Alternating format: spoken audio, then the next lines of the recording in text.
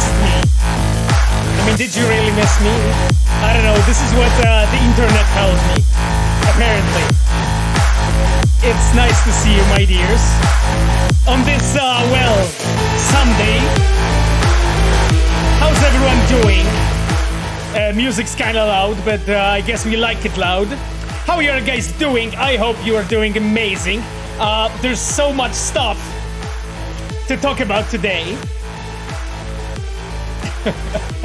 Mealstrom getting some appreciation time, Glassalalia says.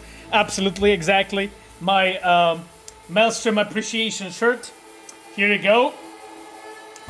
Yes. I'm doing like 7 out of 10, Basha said. Okay, Basha, what to do to get you to like 8 out of 10? My dears, I'm really happy that you're here with us today. We have a bunch of stuff, as always, to talk about. There was, well, an interesting week, I would say. I'm really glad that you're all here. I have stuff that I wanted to discuss. Playing my roles, wrote max 12 minutes of the game. Yes, I was looking for a title that would be fitting. And I think someone, Alex, I think wrote on Twitter that it will be max 12 minutes today, max 10 minutes. And it inspired me for this wonderful title of the stream today. That's at least the plan. We'll see how it goes, but my full intention is to beat this 12 minutes of gameplay. We'll see how it goes. Eluciard says 5 out of 10 perfectly balanced mood. Oh yes, you mean like you're okay. I hope that you will be better after the stream though.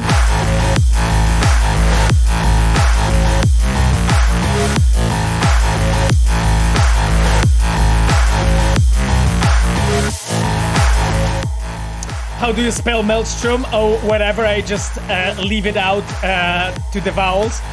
It's interesting, because I've seen so many people in the internet, misspelling it and calling it Mealstorm. Mealstorm. So here you go. The Mealstorm is there. My dears, I have shit ton of stuff that I wanted to show you today. So why won't we get to it, I'm really glad that you're here, cooking up a Mealstorm. Exactly, Thought Paroler 69, by the way. Thought Paroler, very interesting nickname, my friend, very interesting nickname. I applaud you, my friend. So, my dears, before we get to it, I wanted to mention our dear Reds and moderators who are with us, and of course, I'll start from my dear girlfriend Sapphire and Cogito. Of course, our friend who's with us every week. Thank you so much, my dears, for being here. If there will be any Reds, I will of course mention them. They have diamond icon on the chat. They will pop in and out probably throughout the stream. You can also pester them with your questions if you so desire. My friends, so Sapphire wrote, always a pleasure to be here. Thank you, my dear, for being with us. So, my dears, I already saw a bunch of questions pop in on the chat, so I'll take a look at 1 or 2 before we move on to some other stuff that I wanted to show you, or mention, or talk about. Machiavelli asks, do you guys cooking on Epic still like Rebel Path for Phantom Liberty? Well, I mean, Marcin Przybyłowicz and his chums are cooking stuff. You guys know about the Growl FM, right? The radio station with Ash, who is being voiced by our dear Sasha Grey. So, you guys know about this, and I don't think we have spoken about the music anyway, in any ways. You could have seen or hear, some things in the trailer, or trailers, because that's been 2 of them already, or 3 of them already at this point. I am not sure, I'm losing count. I think 3 trailers at this point. So you can hear something there as well. And of course, the ambience of the Dogtown. You could hear that on that video shot, on that mood video. I actually really listen to it when I work. So that is actually really cool, calming.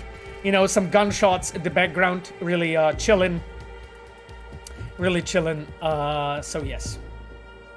Revolver said, I hope the new songs will be bangers. Well, I mean, I suspect that's the goal, but, you know, who knows, who knows. I'm not saying anything more. We will see. We shall see when it's revealed. Do we get to learn who voices the president? Riof81 asks. I mean, I do, of course, no, but that information I don't think has been revealed, so naturally I cannot reveal it randomly, my friends.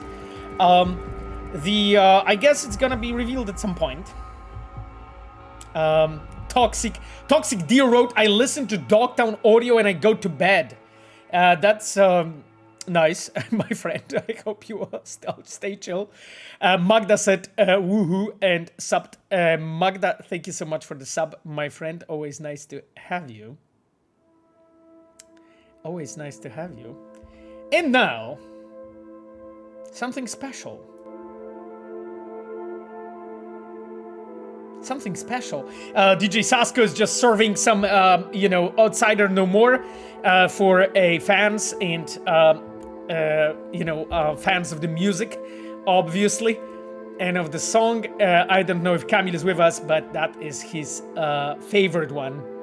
So yes, that is the case. My friends, I will probably now pop in and take a look at other questions. Golden Taste, thank you so much for the sub. My chum, that is really lovely. Vishya Varina, hello, nice to have you with us. Machiavelli, awesome to have you with us. Pinky Julian, of course. Bridesbeer, Crushits, G Apollo, Lucy Art. Holy fuck, so many regulars. You guys are awesome for being here. Glasalalia, of course, you know. Asha Swelke, hello Asha. I'm here because Pavel Sasko begged me for months and months. I swear I have emails to prove it. Asha, that's true, but please do not reveal our conversations. So, thank you, Asha, for being here. Obviously, you know, we cannot do the stream without you. That is pretty much a given.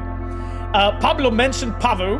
It's great that when naming Militech equipment and machines, you stick faithfully to names related to mythology, Militech Ajax, Militech Achilles, or Militech Chimera. Yes, Pablo, I mean, I mentioned that in the previous streams as well a few times, that we have sort of like created a profile, I would say, or a profile of the products that the certain brands are creating, and we are almost always trying to stick with it. There are some exceptions, but when there are exceptions, those exceptions are always discussed.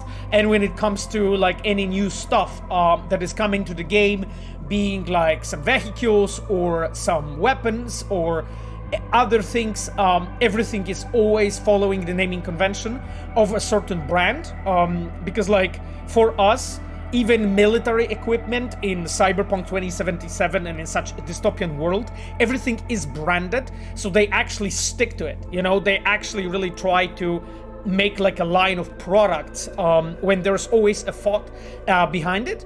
And sometimes it's really obvious, you know, what that thought is. Sometimes it's not. Sometimes it's just a bit more, how to say it, harder maybe to guess or see, but there's really like in 90 maybe 7% of cases, in terms of naming of the vehicles and weapons and cyberware and the even things like locations in the game or brands, all of that has some kind of a idea behind it, you know. That's what we wanted to do, because like I think this is how you do the responsible world building, you know, and I think it's actually really awesome. I really love that, you know, when people and brands have this like really clear identity, even when those are like, you know, brands in a game, when those are not real brands, but we're trying to do it well, I'd say.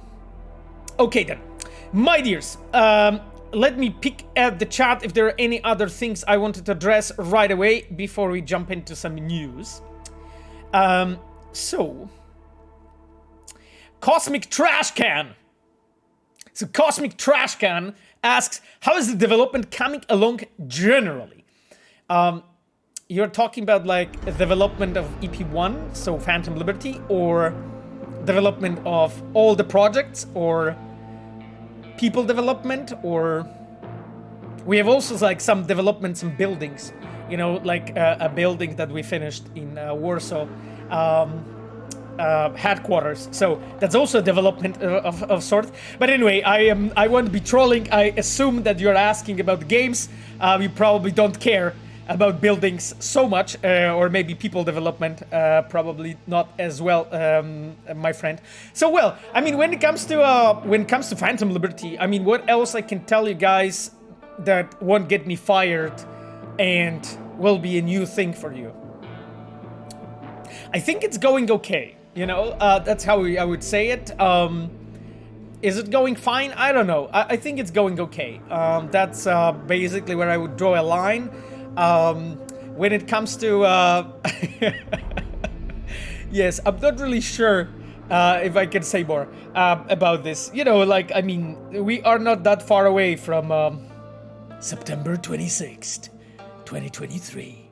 So, we're not so far from that. Therefore, you know, there's plenty of things is fine. Some are okay. Some are, no, they're just fine, I think, or okay.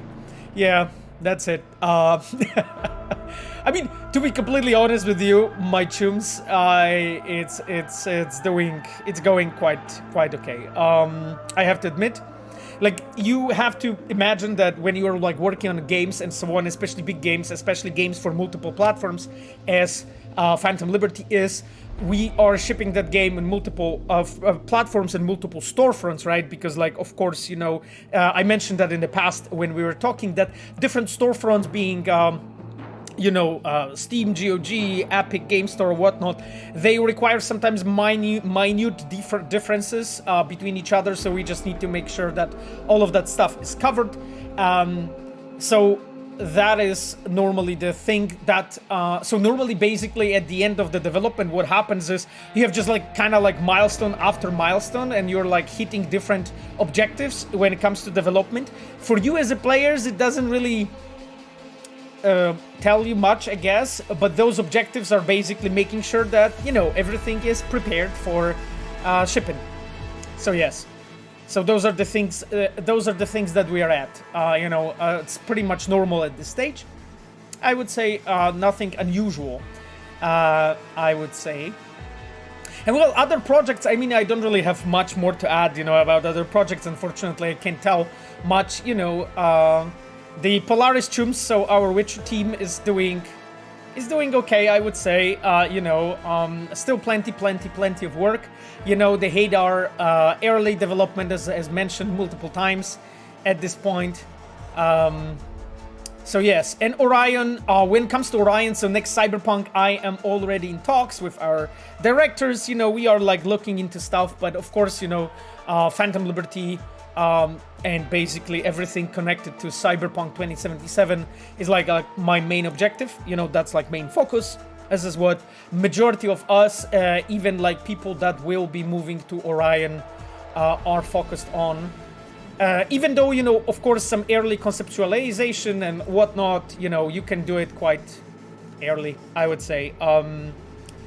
And, you know, some conversations and so on. It's also good to take time with those things, you know, because, like, that decisions and conversations will lay a groundwork for lots of the things that will be happening in the future when it comes to development of the game. So it's good to actually go over that pretty, I would say, deliberately and carefully and slowly, and, you know, make sure that you are, you have thought through all of the ground design decisions. I would say those are probably the most important things.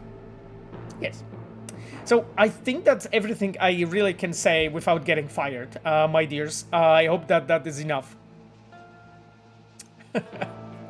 Popolski Holski. Okay, Popolski Holski sends me a curveball. So he says, how many bugs there is the expansion right now? Oh God, I mean, I don't know, to be honest.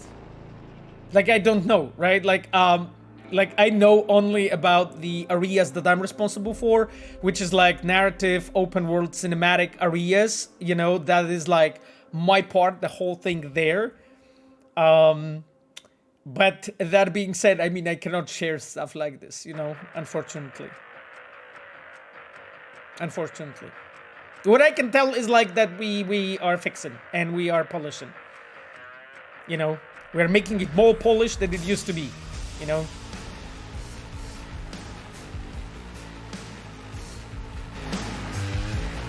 Even more polished, you know, that's basically the idea. Yes, my friend, I'm not really sure what else I can add, you know, because if I mention any numbers or any circle or whatnot, it won't tell you anything, you know, because like nobody knows, because the data of how many bugs you have in AAAs before the release and whatnot is not really publicly available anywhere, honestly. So it's like fucking nobody knows, you know, what that number would mean, you know. So, my friend, for sure, what I can tell you is we are fixing shit all the time, all the time, all the time. Yes. Bride's Bearer asks, hey, did you get a Phantom Liberty hoodie or shirt? I ordered the hoodie. I mean, to be honest, Bride's Bearer, my plan is to just go over and rob that fucking shop. I will basically talk about it in a moment as well, but I am totally going to order some stuff from there because it looks so awesome, to be honest. Lord Riv 1 wrote, Phantom Liberty is getting polished constantly. Exactly. Yes, please stop breaking the K-hop. What do you mean?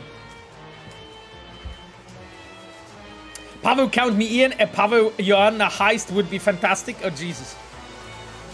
Stream from jail. Are you coming? Thanks. By the way, Walhell wrote, hey, Pavel. Hey, Vorel.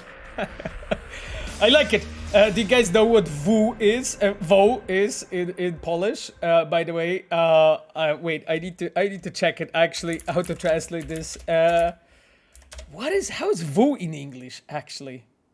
I need to check. Oh, it's an ox. Okay, it's an ox. So basically, Verhel said, "Hey, Pavo," which is like pav ox. Yes, I'm a pav ox. Cool. I mean, it could be worse. Could be worse. So I fucking take it. Whatever.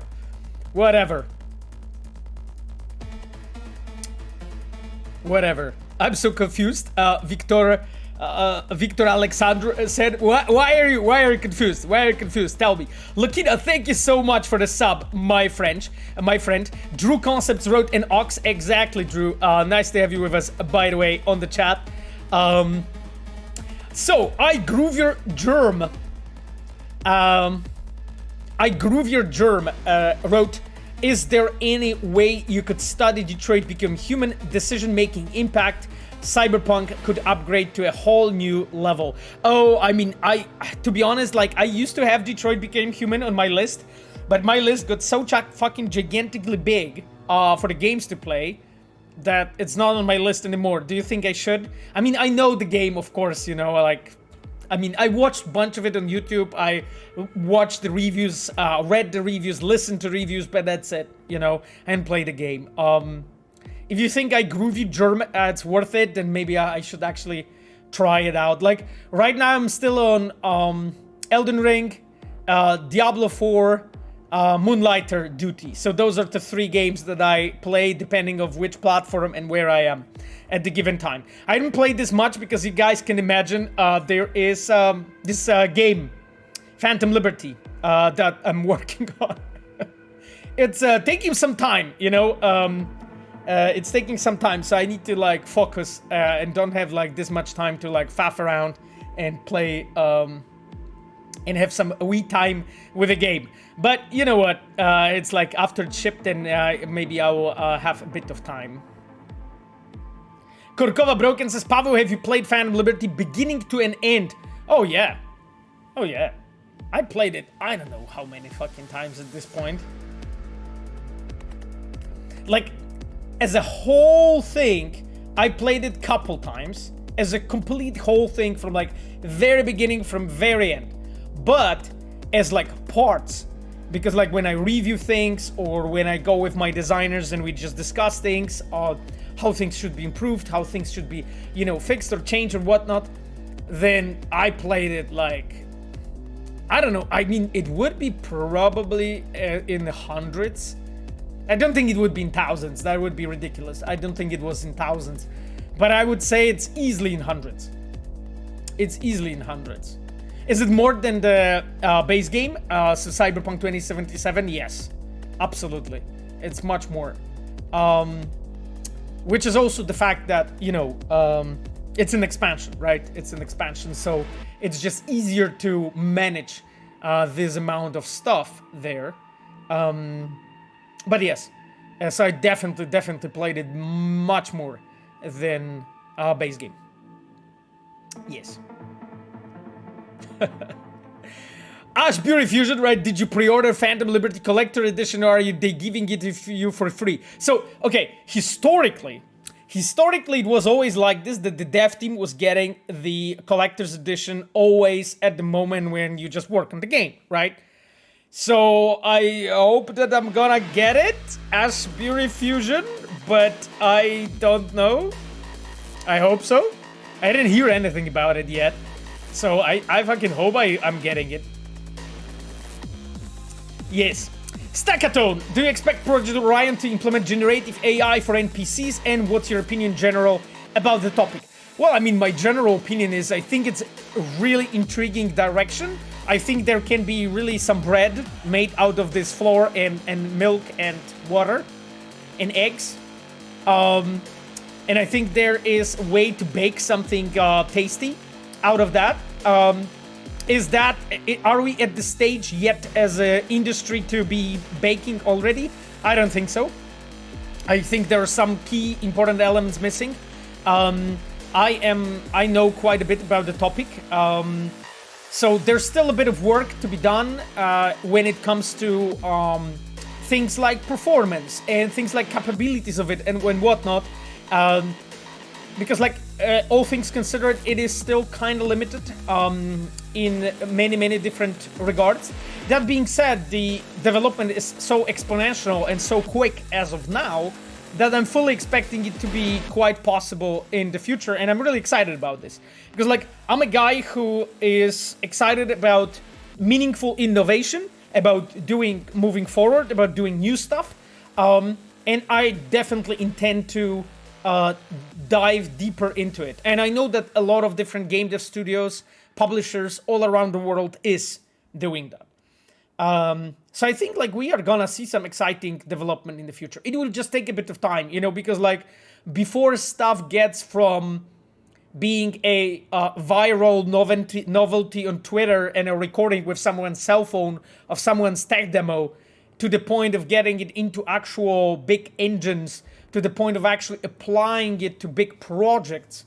And believe me, like always, AAA always is late, just because the development cycle is very long. Not because like AAA is not innovating. I think like AAAs are innovating. It's just that because of the long development cycle, is that what you're getting, like let's say released today, has been innovated on 4 or 5 years ago, right? So at the moment when you're like getting the product, someone who ships it like today in 2023 has been experimenting and thinking about new stuff in like 2019 and 2018. When it comes to AAA, when it comes to indie, much shorter, you know, year, 2 years, sometimes couple of months, if those are like, let's say, asset flip games that try to experiment with something, but they don't really make any more assets and whatnot for the game. So because of that, you will start observing that naturally first on the indie sphere. And when it's there, like really common, you will start seeing it pop it in AAA as well. But it's not because AAA is lazy. It's just because the AAA takes longer. And that's it, really. But I think we are gonna get there. You know, I am quite sure that this is going to be the case, my friend. Eventually, because like it will take a bit of time.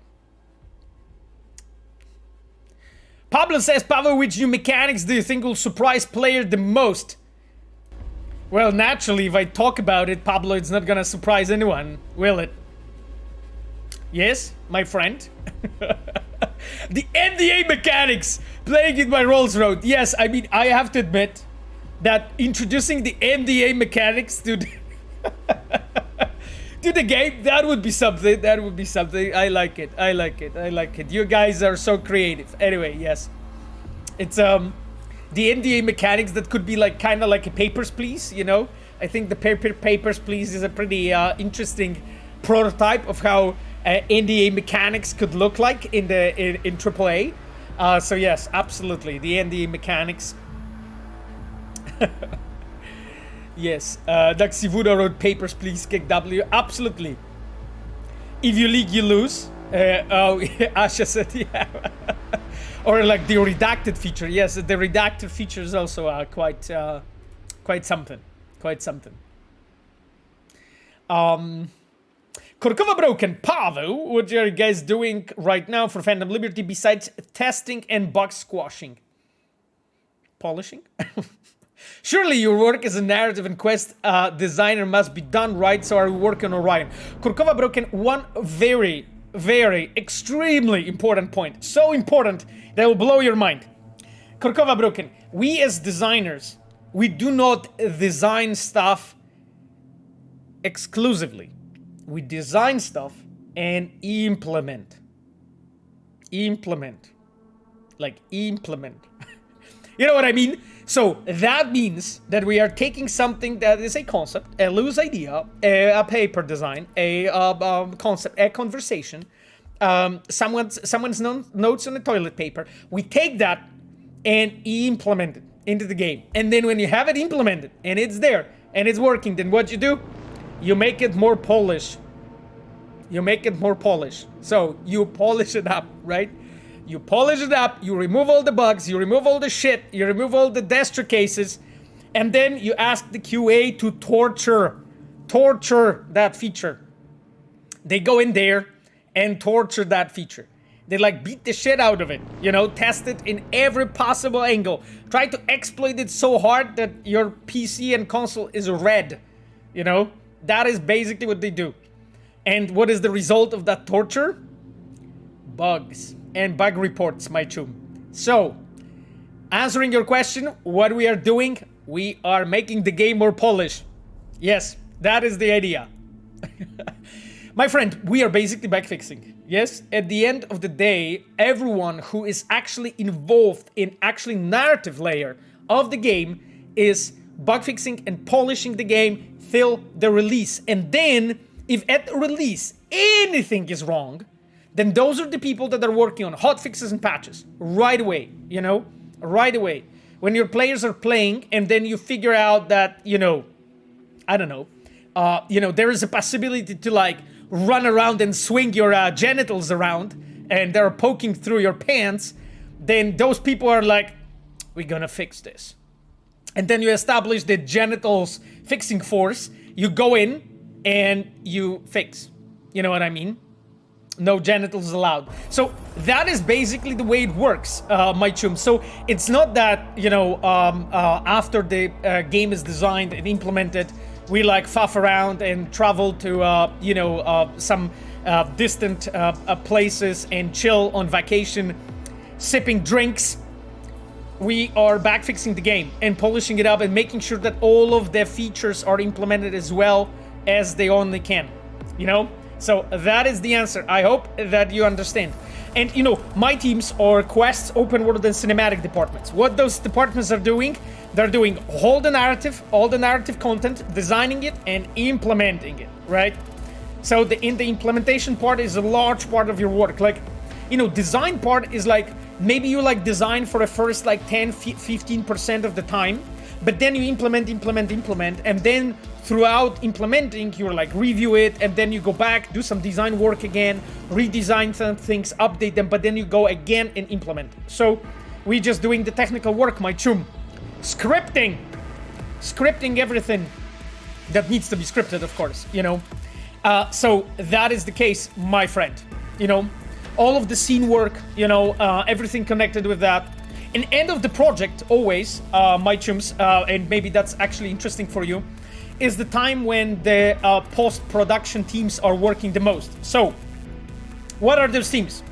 Post-production is audio, Sound effects, if those are two separate teams, in some companies they're the same, in some companies they're separate. But audio in general, everything connected to this. Visual effects, right? Visual effects. VFX and all kinds of stuff like this, my friends. Dust, you know, eyes blinking, tear, you know, what else? Sweat, you know, all kinds of things like this. Materials, you know, stuff like this. So the post-production teams are coming in and basically doing their work, and sometimes they cause issues because of the stuff that was added. Sometimes they uncover issues. Sometimes they uncover, hey, Pavel, you know, you implemented this or that like that using this specific feature, but because we want to have specific sounds for this thing that you have done, we need to do it differently. Because, like, for instance, you need to save properly and whatnot. You know, my friend. So, this is very, very, very technical work. You know, it's a very, very technical work. I don't want to make you think that, you know, I'm just fucking sitting there like Aristoteles reading some, you know, scrolls and in philosophizing. I'm really doing the implementation, my friends. Hello, Nixon. Nice to have you with us. Good evening, Scarecrow 287. Did you do any voice acting for Phantom Liberty? Playing my roles, asks. I don't think I can disclose anything. I can disclose anything. If it's true or if it's not true, I cannot disclose anything. My chum, I'm sorry. I would be lovely to talk to you about, you know, some stuff, but I can't. I can't. No, and it doesn't mean that I have. It doesn't mean that I have. It just means that I cannot speak about it. Okay? Don't get too excited. Well, that means yes. Ketumaru said, no, it means I can talk about it. That smirk was condemning? Condemning? That smirk was condemning. Was it? I don't know. Maybe. This is definitely a yes. Yeah, Asha. Okay, chums. Whatever you feel it was. Whatever you think it was. Anyway. Affle100 says, hello, Pave. I have a question that you probably can't answer, but I'll ask it anyway. Brave person. I like it. Affle, good job. That's what you should do. Let me check your question. We know that there's still many years until the sequel of Cyberpunk 2077, but I'm wondering if you already have any ideas in mind for the plot or mechanics that you think should be present in the sequel. Man, I have so many fucking ideas. I have so many ideas. Of course, I have ideas since, I don't know, since basically probably middle of a base Cyberpunk or something.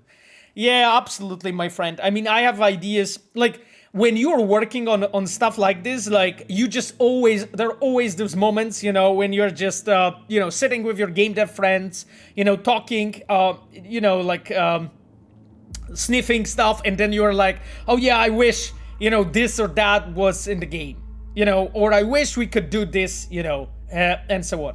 So, that's the thing, you know, you are always... No cocaine. You guys didn't hear me say anything. That is not correct. Pot, Pavel does pot? No, I don't do any drugs. I don't do any drugs. The only thing I sniff Red Engine. You know, it's like, that's basically what I do when I need something to shake me. You know, wake me up, give me more energy. You know, give me some excitement. That's what it is, you know. A Red Engine 4 is my is my only drug, you know. Sniffing that good red shit, exactly. Asha said sniffing an engine smells of what? Diesel? Hard to say. High probability. Yes, yes, and Unreal Engine 5 in the other hand. Exactly. That's exactly how it is. So, anyway, Smells of choo-choo, obviously. Exactly. Obviously smells of choo-choo. So that's how it is, my friend. Like, every time when you're actually working on the game and you're like implementing some ideas you had and whatnot and some designs, you always come up with an ideas, you know. Oh, I wish we had more Joy Toys, you know. Like, there are always ideas that you have in mind.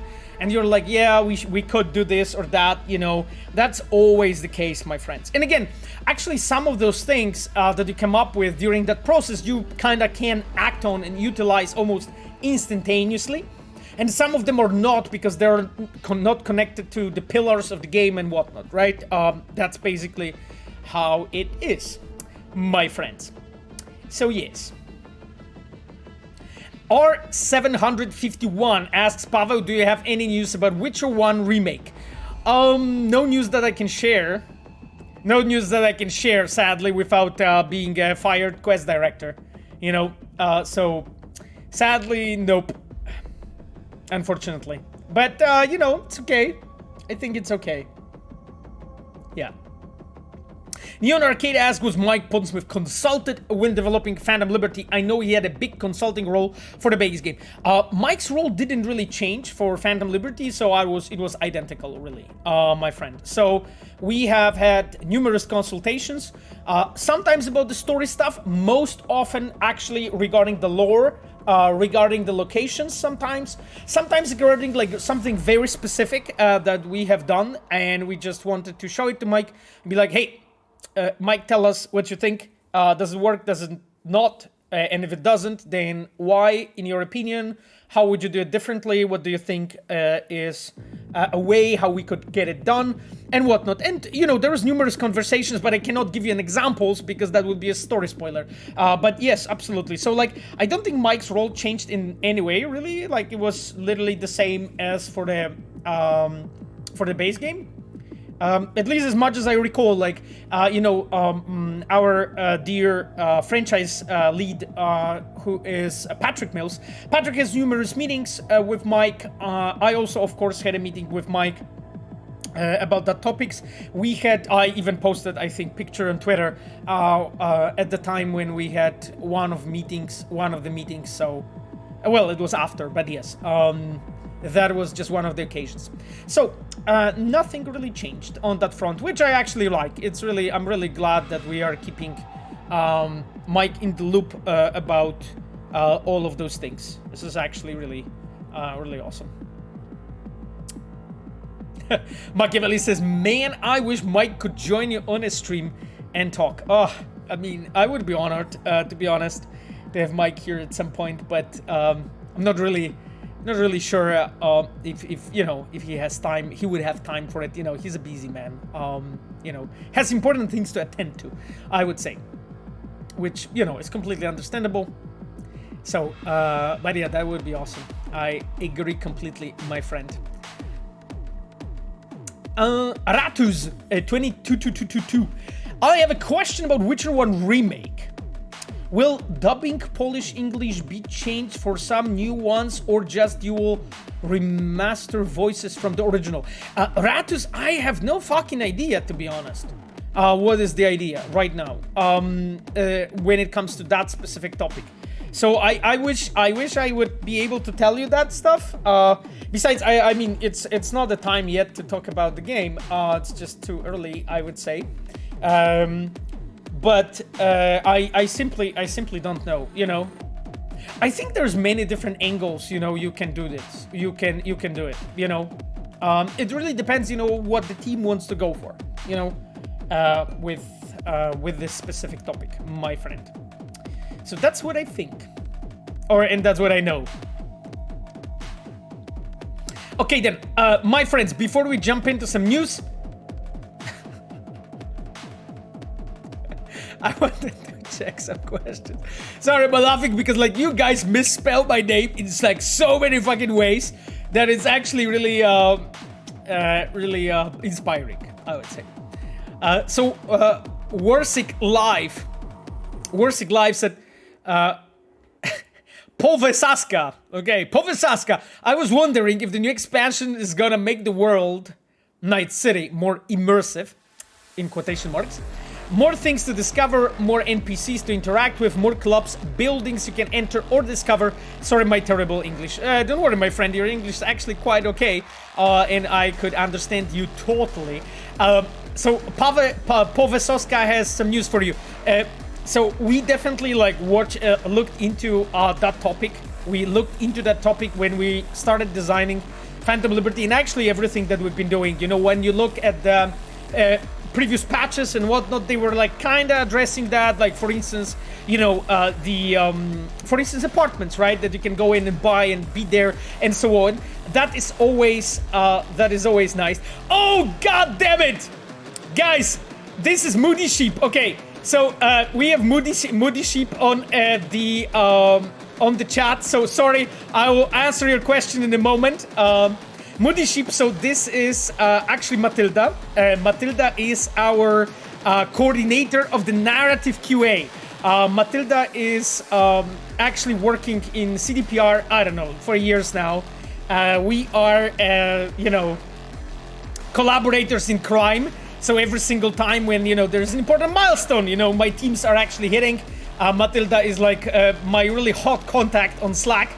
And we just write a lot together. So yes, about like various topics. And Matilda is coordinating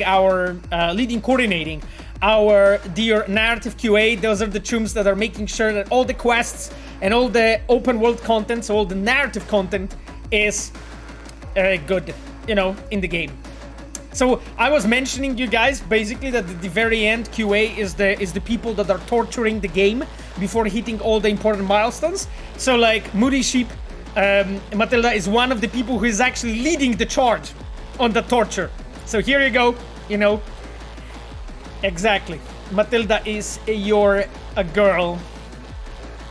Yes, everyone's saying hi to Matilda. That's nice. Thank you guys for being so nice on the chat.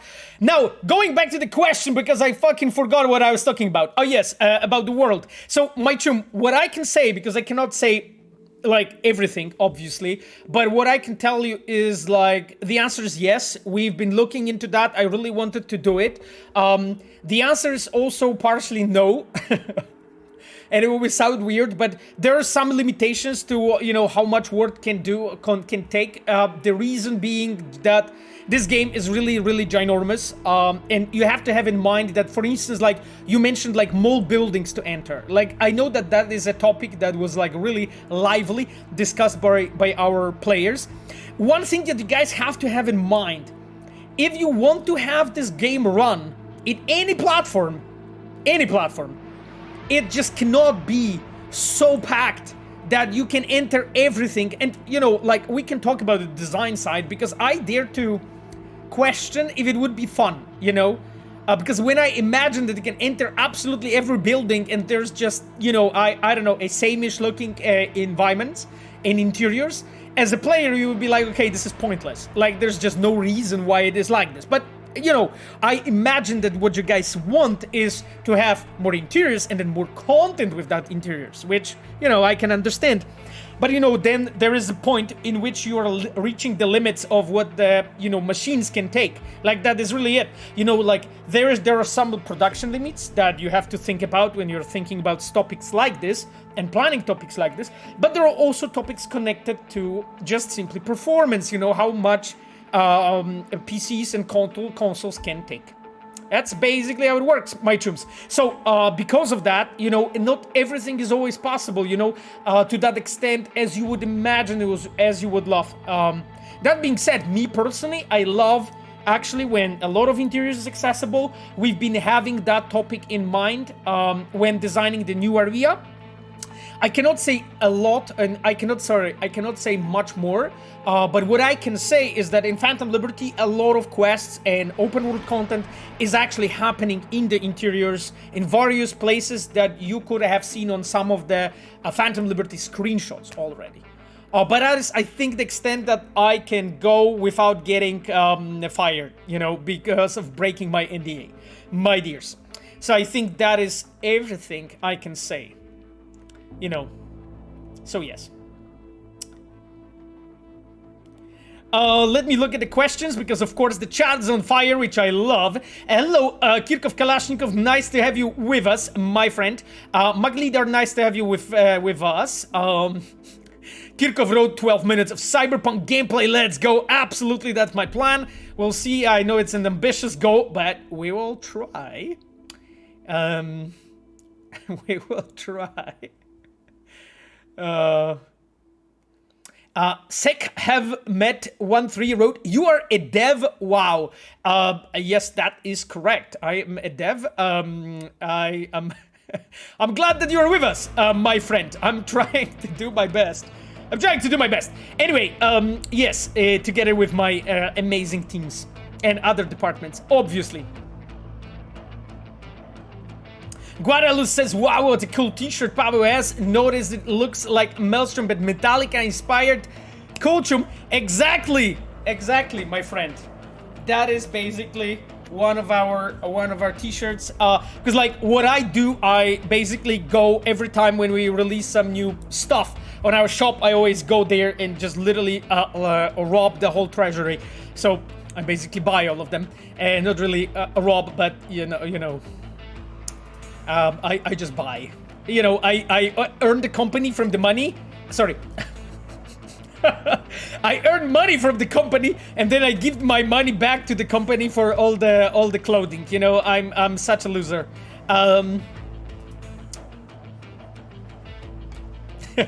Freudian slip. Yes, absolutely. He just like me for real. I'm not really sure, Snow SOS, but nice to have you with us, my friend. Maybe we can reach 13 minutes of playtime next time. Lol W. Kirchhoff wrote, absolutely, we'll see, but let's not get ahead of ourselves, my friend. Cabraxis says, I can imagine a whole DLC, well, probably expansion, but maybe you imagine DLC, with one mega block where you go each floor right in Dredd to reach the final boss. Very cool idea. I think we had it in discussions at some point during development of Cyberpunk. I think like other quests won when it comes to the quality, basically, because that's always the driving factor for us. But a cool idea nevertheless. My friend, I'm a fan of Dredd, absolutely. Lagix, nice to have you with us, my friend. Hey, Lagix. Yahovia asks where there will be more bug fixes for older consoles. Yahovia, we mentioned that I don't know, I don't remember the exact wording, but we are not going to be supporting the older consoles anymore, outside of just if something like terribly breaks and whatnot, you know. But that's it, my friend. It's just connected to the performance. If we want to make them run in a decent way, there are limitations to how much those old machines can take, you know. Because it's, I don't remember the shipping date of them, but that's been some years, my chum. So, no, we are focusing on PC and on current gen consoles. And you can, of course, you know, see all of the requirements and whatnot on our Twitter. We have announced it already some time ago. Okay, chumis. Oh, there is a question from Tomsky. Are you gonna miss Poland? Am I gonna miss Poland? I mean, I'm quite sure I am. You know, because like, after all, I'm Polish. You know, some good pierogi or, you know, pickled cucumbers. Would be probably something I miss. But also, like, people, obviously, right? Just my family is Polish. They are in Polish mountains. So, I will definitely be visiting from time to time, my friend. But yeah, that is probably the reality, you know. Like, I have decided to just go on, pack my bag, and go for this adventure, and we'll see, you know. Maybe it's gonna be a disaster, and I will just, you know, set up an OnlyFans and try to make it work like this. Who knows? We'll see, you know. So we are gonna see how it works. You know, who knows? Who knows? I'll try to make some business work. Sapphire said, "Oh my god."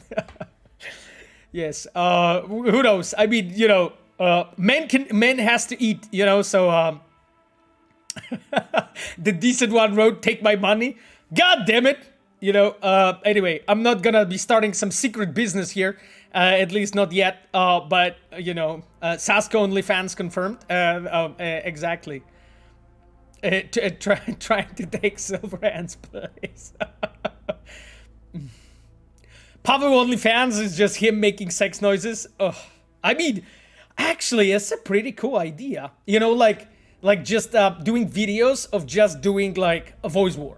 That's actually kind of cool. I'm not sure if there will be like a market for it, but I mean, you know how it is. It's just like when one's gonna you know, eat and survive. Who knows? But, you know, we'll see. This is just my last resort plan. Well, it's just like when this game dev work won't work for me, I know what to do. So we will see. Maybe this is how it all ends. You know, maybe this is how this story ends. Who knows?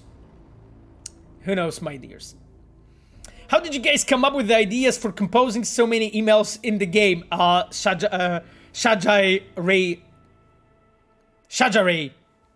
says, I need to really like refresh, you know, letters and reading, because I clearly have issues with that. Shajare, we have basically tried to design them and then gave them to our story team to write them. So basically the way it works is like we come up with loads of ideas of like what the email could be about, and then our story team comes in with a cooking, you know. They come on with a salt and, you know, just make it more spicy and better. So yes, and they're of course writers, so they do it best. Yasha Swelka said OnlyFans to only moans. It's actually a pretty decent business idea. God damn it. Look, Duck wrote when is 1.7 and 7 question marks. I really like, you know, my friend. Is it 7 question marks? I think it is. God damn it, my friend. So classy. I have to say that I can't tell you. Besides, I've never heard of it. What 1.7 we talking about? Yeah, we still didn't get 1.69. So I mean, that's basically how it is. Yes. Okay. Uranium Bullet then reminds you. Sorry. Question is, Uranium Bullet, were there ever any plans to recorded audio logs to find in game like games such as System Shock? Uranium Bullet, no, there wasn't. There wasn't really, and the reason is I talked to you guys about the shards and text messages some time ago on streams already, but maybe I'll just refresh it really briefly. It's basically connected to a pipeline of how you work on the game, right? Like normally voice acting, letting alone the fact that it's really expensive, but putting that aside for now, voice acting you do first, kinda. You do normally before you reach beta, right? Like you needed to reach pre-beta and beta, absolutely. You have to have all the voice acting in the game. But from that point on, when you actually reach that and all of the cinematic work is getting done and all the animation work is getting done, you have loads of time to actually employ your designers to prepare some more content for the game. That can be actually kind of cool, like, you know, funny SMS exchanges with Judy. So what you do, you just position that later in the pipeline. So first you deal with all of the dialogue related stuff, and then you deal with everything shard related and all the text messages, notes in Witcher and whatnot. And because of that, my friend, you can write it and later in the pipeline have it executed. So you do not have to have everything for the same milestone. That's the way it works, you know?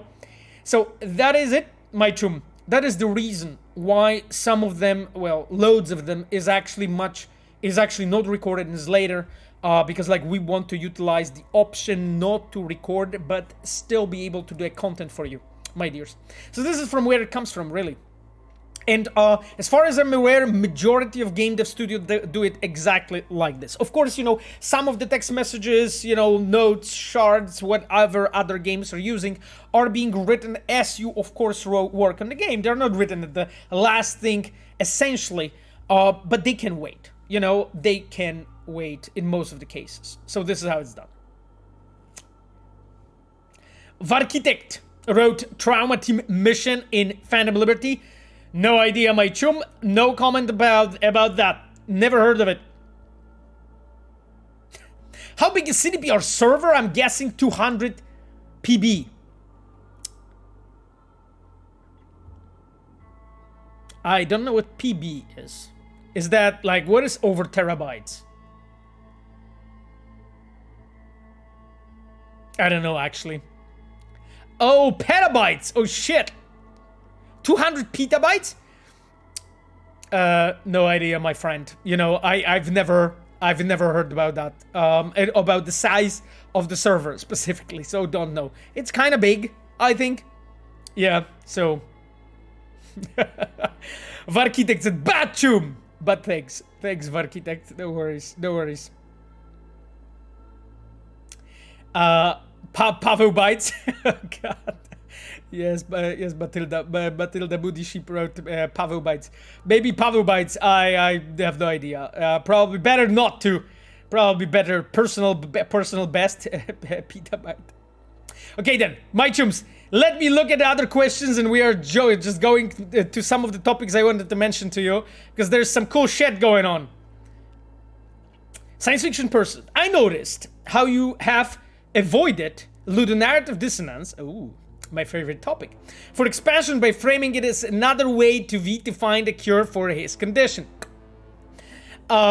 I also realized that maybe Hearts of Stone could have avoided the ludonarrative dissonance if the story was framed as counter theme having information on Siri, but will only give it to you as you help here with all gear. Is it something you thought about too? Yes, actually, science fiction person, cool question. We have actually talked about it in 2015, I think, when we've been designing it. I don't really remember what was the reason why we didn't do it.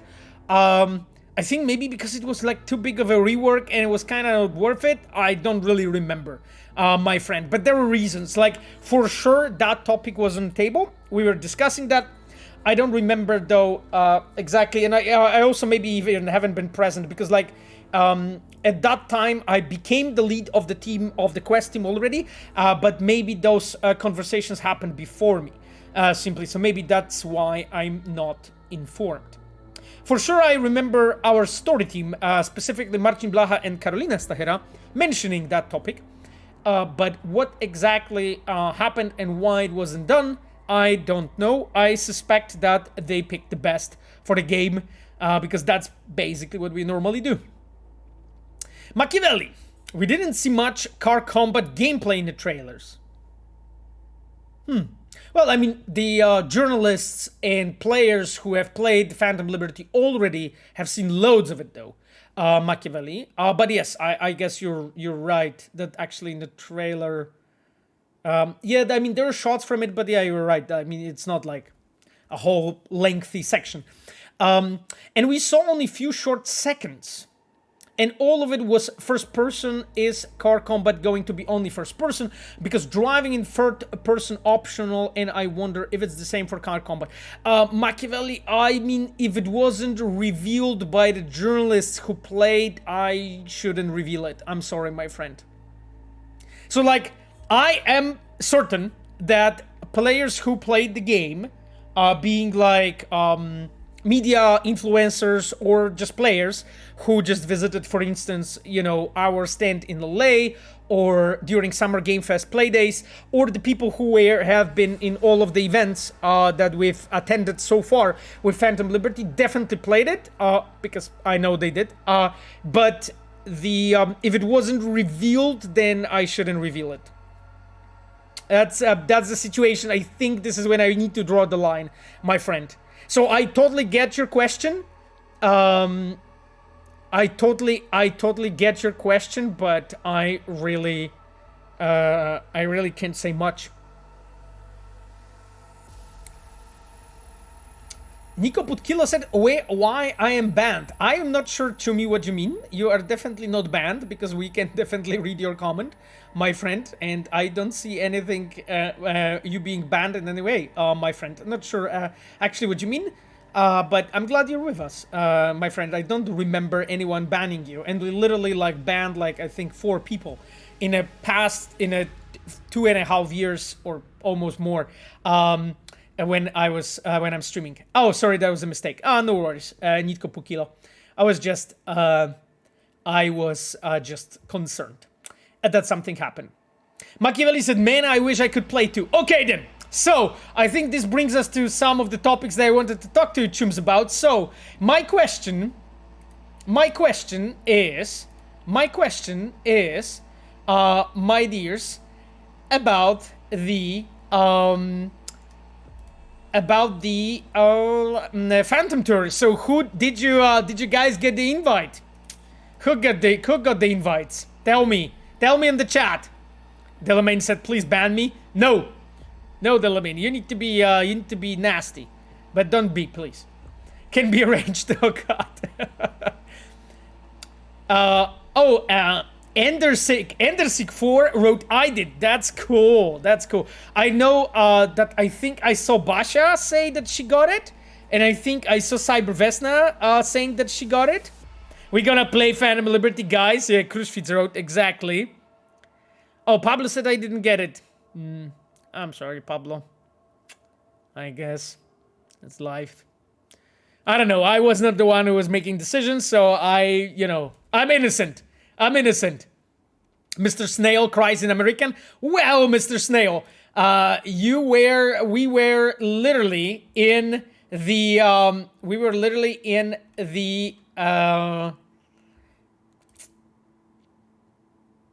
US with Phantom Liberty first. So, my chum, I don't think that, What about you, Ender Shigask? I don't know. I don't know if I'm invited to Phantom Tour. It would be nice, but, yeah. Would be nice, but I'm not sure if they would like me to be there. We'll see, I guess. But I'm glad you guys are, some of you at least, some of the people on the stream. I hope that you are gonna have amazing fucking time, honestly, with the game. Milch Tepish wrote, I'm waiting for an answer. Okay, then. I hope it's gonna happen still. So, my dears, the Phantom Tour is upon us. So, talking about the Phantom Tour, by the way, actually, I think I need to mute this because, like, we're gonna get rated. Well, that's not exactly what I meant. But yes, a really pretty awesome cosplay of Panam Palmer. I wanted to show you, like, it's one of the really popular cosplayers. I have, of course, retweeted her with her cosplay. Pretty cool looking. Yes. Camille is missing out. Oh, yes. Camille is... Moody Sheep wrote, Tibaka Takemura. We didn't have, or I didn't see good Takemura cosplay yet, or at least the cosplay that I know about. I will send you guys a link to the tweet in a moment if you're interested and you want to support her as a creator. I think she's mostly a cosplayer. I'm not really sure. I think she might be also a streamer. So yes. Okay then. Very nice error costume. I'm not sure what you mean by error costume, but here you go. So that is my dear's Panam Palmer, and the creators Aliyah Will. I've seen her actually a bunch of times, and yes, I think she is actually a streamer. So yes, you can see her. You can see her here. I will send you, my dears, a link to a tweet. So we're gonna see this. Now, outside of that, what I wanted to show you, this is the link to the tweet that I just mentioned. You can, my dears, like it or retweet it. Do as you please, of course. Now, of course, outside of that, there is actually a bunch of other things I wanted to show you. That cosplay was just a tiny thing I wanted to mention. So the next thing I wanted to mention The next thing I wanted to mention is this. That's not exactly it. That's a nice black screen, but that's not what I had in mind. This, my dears. So, we have announced that the Secret Agent Gear Collection, the black screen, yes, I know my troops, I know the black screen, I know. Anyway, yes, interesting black screen. Yes, actually this whole like gear, a Secret Agent Gear Collection is out. I don't know if you guys already if you have already actually pre-ordered or not. You know, of course, do as you please. I'm not going to be encouraging you to pre-order. I just wanted to mention that it really took a lot of time. We've been actually, I had the pleasure, you know, to together with our art director, Pavel Milnichuk, who is actually leading art directing, you know, the Phantom Liberty for you. We've been with Pavel talking about actually what cool stuff we can do.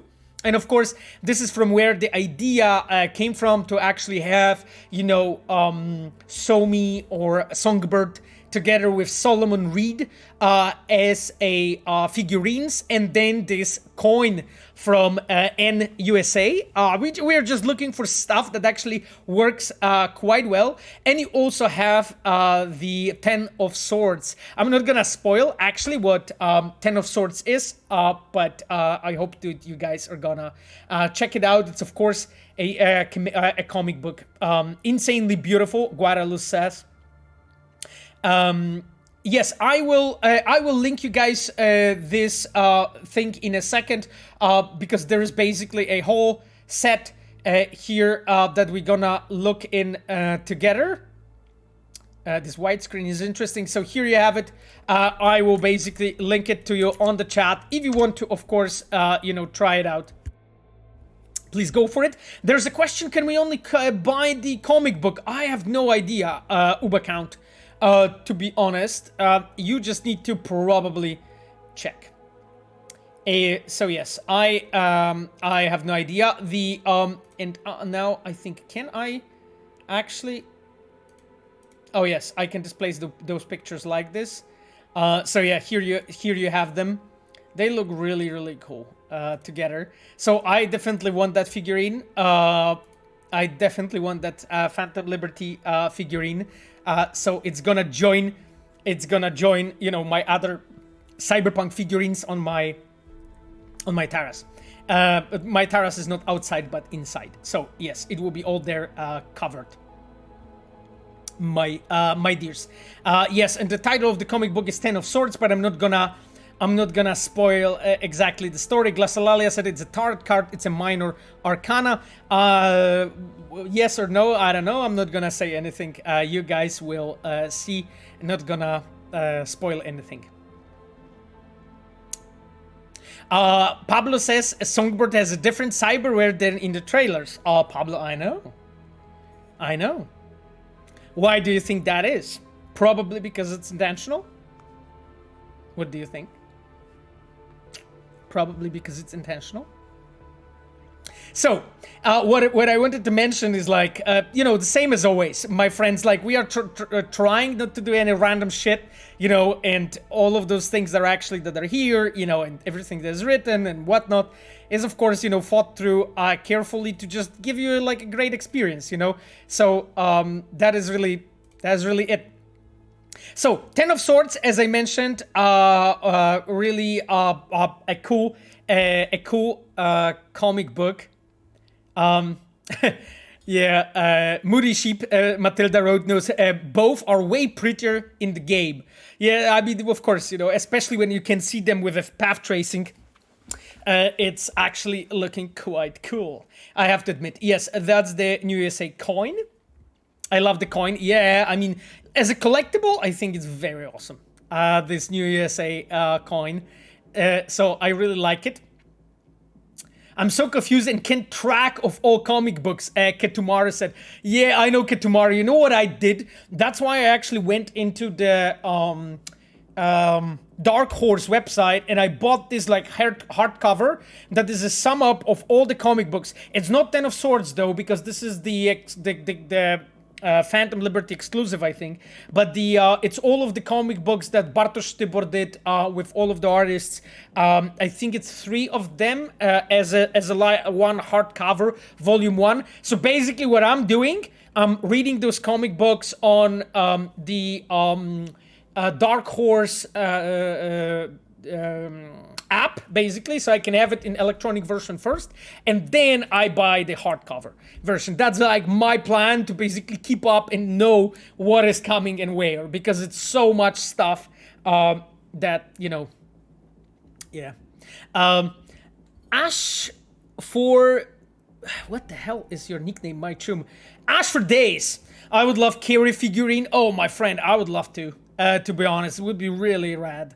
You know, but I'm just worried. There's like so many characters in this game and everything that probably would be awesome with a figurine that, you know, you would never really manage to produce all of them. So yes, my friends, I think I'm gonna jump into the next thing, which is this thing. I think Pablo already mentioned this when we were talking, which is my dears. The Chimera prototype. I absolutely adore this. This is so fucking amazing, actually. Like, it took so much work. This thing took so much work to make it. Blueprint lithographed, printed of metallic paper.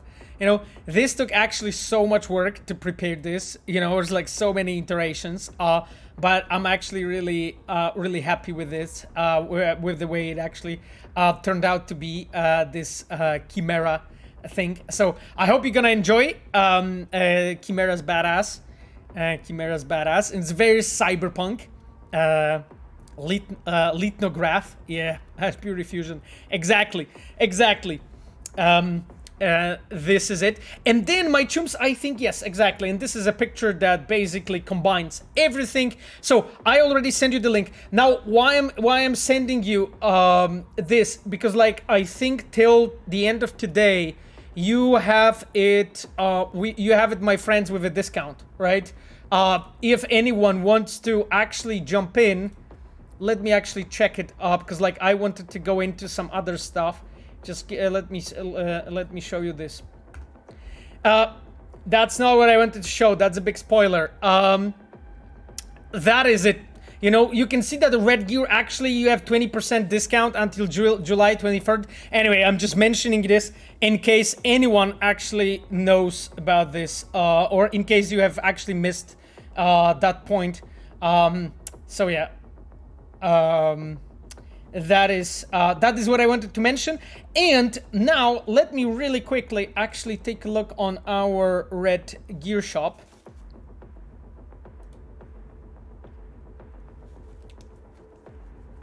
Let me take a look at our Red Gear shop, because, like, that's another topic that I wanted to touch today. Like, a lot of you, let me actually put music slightly louder. A lot of you actually have been asking, you know, in the past, screen grab that. Oh yes, because that was the version from illegal version of the game. That's true. Thankfully, let me actually check it. Nah, that was just sound controls. Okay, I'm safe. I'm not gonna get fired. At least yet, you know, we talked about it, that I may go for it after the release of Phantom Liberty, but yeah.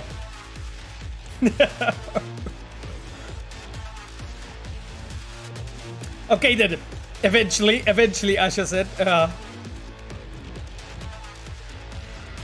Machiavelli says, I mean, come on, we already saw some leaked screenshots from menu in Brazilian page. Cool. That's still... Can we fire that Brazilian page? Probably not. Can we fire poor Sasko? Of course we can. You know, do you see the difference? Anyway, Machiavelli, I'm just trolling. I mean, you know how it is, my friend. I shouldn't be revealing stuff, just, you know, randomly, without anything, any approval. Anyway, what I wanted to mention is this, my dears. So a lot of you actually have been asking over and over about Red Gear Shop. As you can see, we've been changing stuff and so on. And here, let me check. It's this one. So here you have our dear Red Gear shop. What I actually like about the fact that in Cyberpunk you have a separate edge runners section. There's not like loads of different things in the shop, but there is some cool stuff, I have to admit. Like this figurine is amazing, to be honest. The hoodie and the t-shirt looks great. I'm gonna definitely order a t-shirt. I'll see if I get a hoodie because I don't really wear hoodies, you know, that often. But I'm gonna go for t-shirt for sure. The figurine I'm considering, it's really expensive, but I'm really considering, like, I really love this figurine. Like, it took actually so much time. Like, it was like over a year, I think, of iterations of our artist to just like get that figurine done. So it's really high quality stuff. The hoodies from Witcher, they look actually kind of cool. I'm not maybe completely sold on it just because it's a hoodie. If it would be t-shirt or like maybe a long sleeve t-shirt, I would probably think something else. But you know, I mean, it looks pretty cool actually. It looks pretty nice, I have to say. It looks quite good. I have to admit, my friends. So we'll see if I'm actually gonna go for it. They look like pajamas. Oh, yeah, Ashad, like, do you sleep in the hoodie? In pajama. But then outside of that, I actually quite like that you have the edge runners part. And like, actually, this is really awesome. This is really awesome.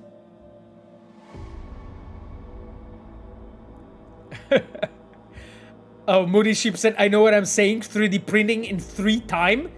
David Koval did amazing job in making the old Johnny figurine that great quality. Yeah, exactly. Look at this skate deck, yo. That is actually pretty interesting, I have to admit. Edge runners skate deck. So yes, if you guys are gonna go, can you skate? No. I cannot skate. I cannot skate for life, my friend. Anyway, so I'm gonna probably do some shopping for sure. Like this shirt is definitely getting bought from like this one. This shirt is definitely getting bought. Look at this dude.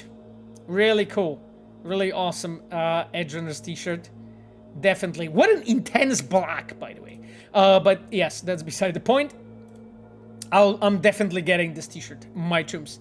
Love it, to be completely honest with you. So yes, I don't think I have much more to communicate. The only thing was that I really like, if you guys gonna consider buy something, grab it before the discount runs out, because the discount is like till today, I think. So it's a lose of money to just like buy it after. Airset Shadowbox as well. This is interesting. Like, I am not completely sold on this Shadowbox, but it looks cool. So probably there are people that will actually definitely go for it. Homemade in Wisconsin. Certificate of authenticity. Interesting. That actually is pretty sweet. I'm actually interested like what's the size of it. Okay. Oh, it's not that small, but it's not gigantic in the same time. Damn, you gotta shop now? Yeah, I'm gonna shop just after the stream. You know, I'm gonna shop just after the stream. There's some other things, of course, in the shop, but that is, I think, for you, my dears, to explore. So I'm not gonna go more into that topic because this is for you to discover. But those are the things I wanted to go over with you. I don't think that anything else happened that we should be talking about, or that I can show you. That I can show you. So we can jump into the questions and then we are playing the game. Are you looking forward to Alan Wake 2? Do you like Remedy's games? So I'm not like a gigantic fan of Remedy's games, to be honest. However, I played Alan Wake 1 and I really like it. Together with there's DLC, The Writer. What's actually interesting is Kyle Rowley. Kyle Rowley is the game director of Alan Wake 2, and Kyle is he was for I think 2 years working with me on Cyberpunk 2077. And then Kyle went back to Remedy. So I'm kind of looking forward to it, just because of the history of relationship with Kyle, and also like I really wish them the best. Like, I know they've been working hard. He's a great guy. Remedy is a good team, so yeah. I would say that's the situation. I tried to play Control, but when I got to the point of like dude sweeping the floor, then I decided to stop playing. So no worries, dear Sapphire. Thank you for information. Will we be playing Starfield when it comes out? I will be playing Starfield, but not as it comes out. Just because I would like to. So like 5 minutes in, yeah, Vortex Mars. Like maybe like 20, but yes. I will definitely try Starfield, but there's so many games coming out, and I still want to finish not Phantom Liberty. I will be playing Phantom Liberty, but I still want to finish Elden Ring and Diablo and Moonlighter. So it will take a bit of time, before I get there.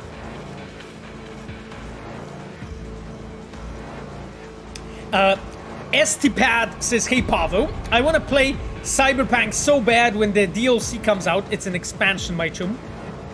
Can you please make the physical complete edition possible like you did for The Witcher, please?" My chum, I mean, I know that those questions have been asked. A lot of people asked about it.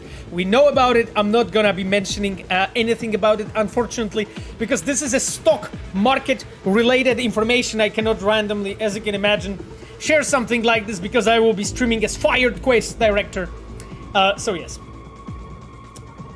Will you be playing Gord game? Oh, I mean, there's a lot of friends working on this game, including Stan Used, but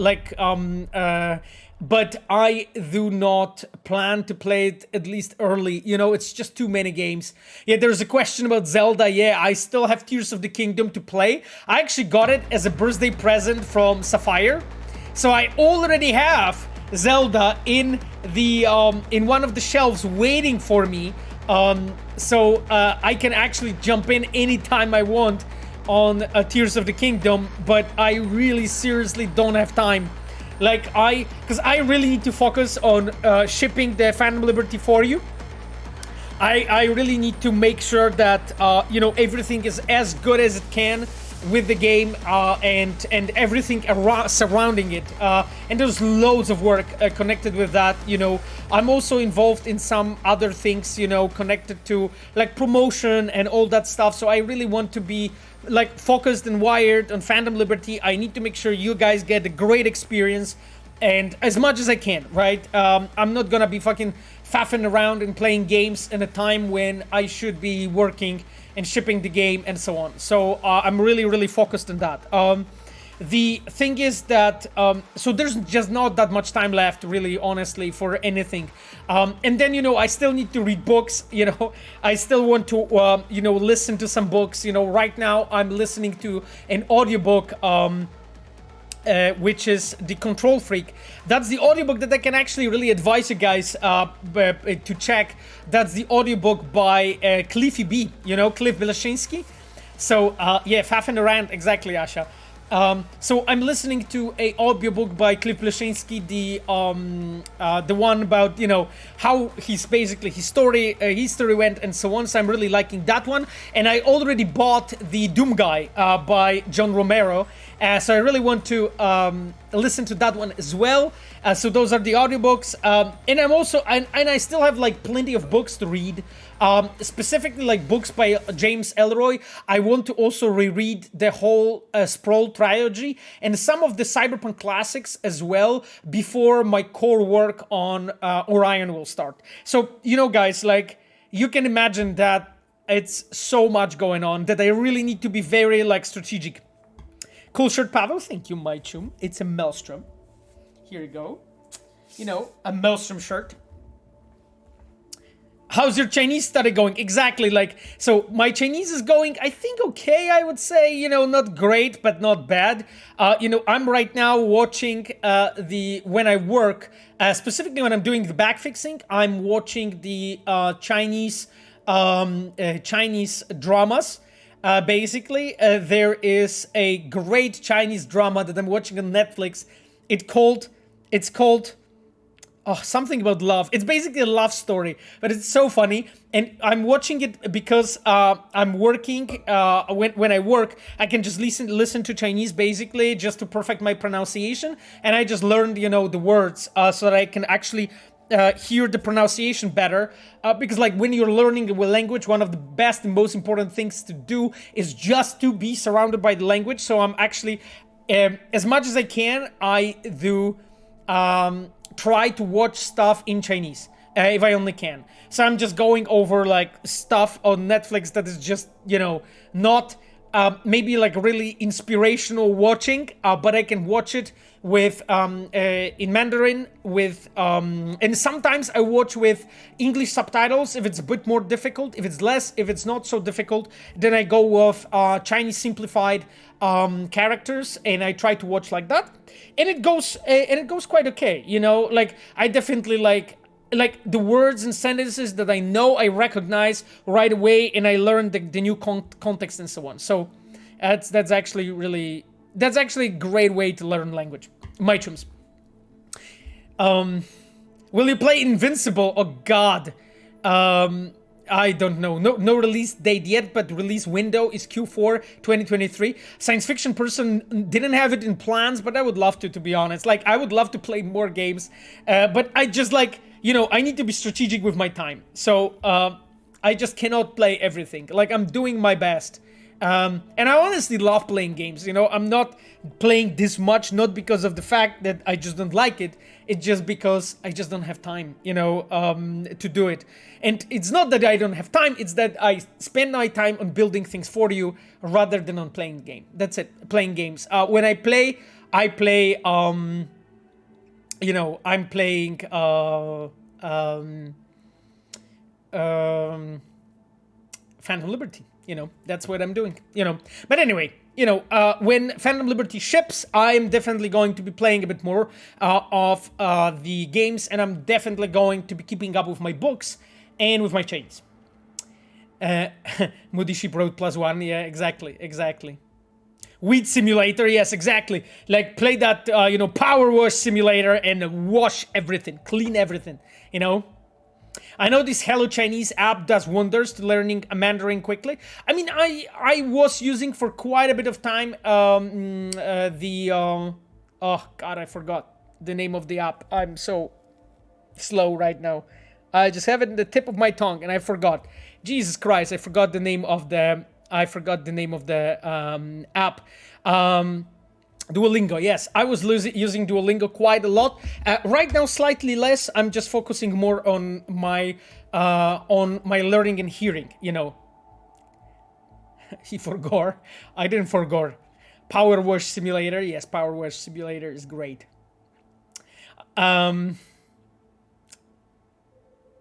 Yeah, the Whack Attack Road, I know what you mean. There's not enough time in a day with all the books, games, movies I'm interested in. Exactly. Like, people are asking if I saw Barbie or Oppenheimer. Not yet. I definitely want to watch both of those movies. As a plan, I am going to do it with Sapphire when we are together. So, 100%. Pavel, when do you work in CDPR, did you beforehand writing some Witcher stories before you became part of the team? Some small stories, I mean. Yes, of course, Vladislav from Ukraine. I have been writing stories. That is like one of the best ways actually to train. I've been writing both in English and in Polish just to keep training that. And I think it's a great way. I think there's more to be done though, because like when you can write, that's good, but you need to learn about how stories are done. You learn it best through deconstruction. So you basically go in, analyze the good stories have been written, and then you use all of that knowledge, my friend, to actually build things. You learn modding. You get the Cyberpunk or Witcher 3 or even Skyrim or Shadowrun or what else is good. Witcher 2, you just get any of them and start modding and start building your own stories, my friend. That is really the best way to learn how to be a quest designer, if you want that. If you want to be a writer, then you just focus on writing. So that is basically my chum, how the situation looks like. CC James wrote, Con is in Baldur's Gate 3. He's playing some crazy character again, as in Cyberpunk. That's awesome, CC James. I'm planning to try Baldur's Gate 3. I would really love to spend loads of the time with this game. I loved Baldur's Gate 1 and 2. I like the games from Larian in general. Like, I think this is a really solid team. And honestly, I do not think that you guys will be disappointed with Baldur's Gate 3. I'm not sure if that's every kind of person's game, but that is definitely something that I really want to dive deeper into and spend more time on, and I will, but just probably not just when it ships, because when it ships, it's just around Phantom Liberty, so I am going to be really deep in work with the game and everything around with it, you know? So yes. DJ GNU asks, not sure if you know, but when you make a game, do you implement some kind of support for NVIDIA or Radeon cards, or are the card makers doing that through the drivers? DJ GNU, it's both ways. It's always both ways. My tune. It's always both ways. So it's basically like all the companies that are actually shipping their new drivers or new hardware, they're using various games, including Cyberpunk, Witcher, as their test case, as to just show off the game on it. And that's always like great when they do that, especially like we have very close cooperation with NVIDIA, and I really love those guys. They're really amazing. And the thing is that with NVIDIA is like they are basically using Cyberpunk to test stuff, to show you, and so on. So that is really, really something that I really appreciate. But very often you need to have a work on the side of the engine and rendering specifically, programmers actually looking into that new whatever is coming and actually making sure it actually works properly on it. Often it doesn't out of the box right away. It depends really. Like if you have stuff as advanced as path tracing on Cyberpunk, then absolutely you just need basically people cooperating from the studio and the car driver manufacturer to be able to make it. Like that was the case of our collaboration with NVIDIA on path tracing. That was amazing. Honestly, I really love those guys, and I'm really happy that they like Cyberpunk, and they like showcase their stuff on Cyberpunk. That's as much as I can say, my friend. So, like, I would say the more sort of like modern and new thing is that you are showing in your game, definitely more work it needs, when it comes to work of the rendering programmers. So, yes. Is the cheaper path tracing on the way? PTH asks. No idea. Maichum, no idea. That's not mine to say. Not something that me as a director of quests, so basically stuff connected to narrative, is dealing with. So yes, Jonas, thank you so much for the Prime, my friend. And thank you for the answer, no worries. Hi Puff, is university diploma needed to work as a level designer in AAA companies? Which universities in Poland is best for game design? Stylex Gaming, I mean, to be honest, I don't really know what gaming companies, what game dev studies are good. Like, I know that, for instance, Warsaw Film School here in Warsaw have the game dev studies that are done by actually a lot of the developers, including some devs from CD PROJEKT. So I think this is probably one of the better angles. Now, when it comes to if it's really taken into account by the studios, I mean, yes, but at the end of the day, what's most important is what you can do, right? Like, I can imagine someone who is a butcher who comes to me and says, Pavel, I'm an amazing animator. That's actually a real life case. That like one of the best animators in Poland is a butcher by education. And like, you can be a butcher by education and be an animator. And I think, and you can do like great job actually, and you don't have to be a level designer with a diploma. So I would say, like, in on the West, you know, specifically in US, maybe Germany, it is a bit more, I would say, normal that you do get the diploma from a game dev to go and work in game dev. However, more in Central Europe, Eastern Europe, it's definitely more Asia. It's definitely more that you do study something, let's say graphics or programming, or you just go in and study, I don't know, law, or like me, psychology or journalist, and then you go in and then you basically join the game dev, and you learn everything on your own, and that's also completely possible. And if you have two cases, so people who actually did, let's say, economy diploma and then learned, I don't know, level design, I would say that that person probably knows more, just because that person have been studying economy and now did a good studies in level design and is capable to completely do it, and I can see it because I have a proof. I have the test that that person has done, so I can tell that that level design is a good quality. In that case, it's probably better, you know, but in scenarios when you are actually going in game dev studies for university, then it's in a way a shortcut, you know, it's a way to get to know some people working in different studios, you know, it gives you opportunity to show off, to give you your own, how to say it, improve your portfolio, you know, show also to that certain member of a dev team, you know, how the work has been going and so on. So that is my point of view, my friend. And Sapphire wrote back. That is nice. Nartinka said a lot of games from the games in the Girl program applied to Politechnika Łódzka. Yeah, exactly. Politechnika or like any kind of technical studies also really nice. But you know, like game dev is not only only about technical, because we have a lot of people who are artists and a lot of people who did all kinds of humanistic studies, especially people doing the design and doing the narrative part. I heard math really opens your mind to creative stuff. I mean, I'm quite sure it does, because like it just really simply teaches you to learn and think in a different ways, you know, my friend. So I absolutely believe that might be the case.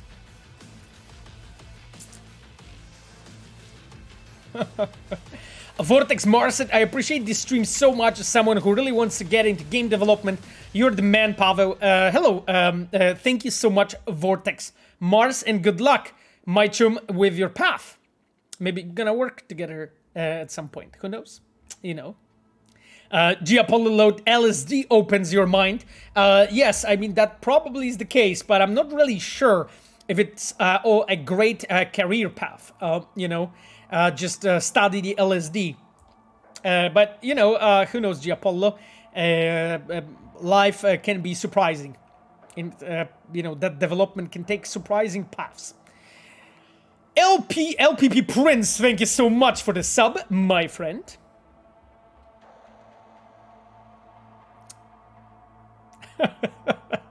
Brickbait asks, does porn open your mind? I am not going to go into this direction.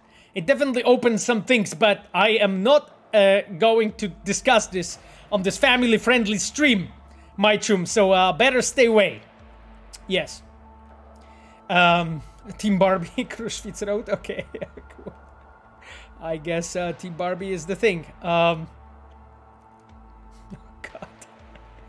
Okay then, my dears, we discussed everything I wanted to go over. Do we play today? We do! We will be playing around 12 minutes, so, you know, that's not gonna be much, but definitely, we are going to play the game.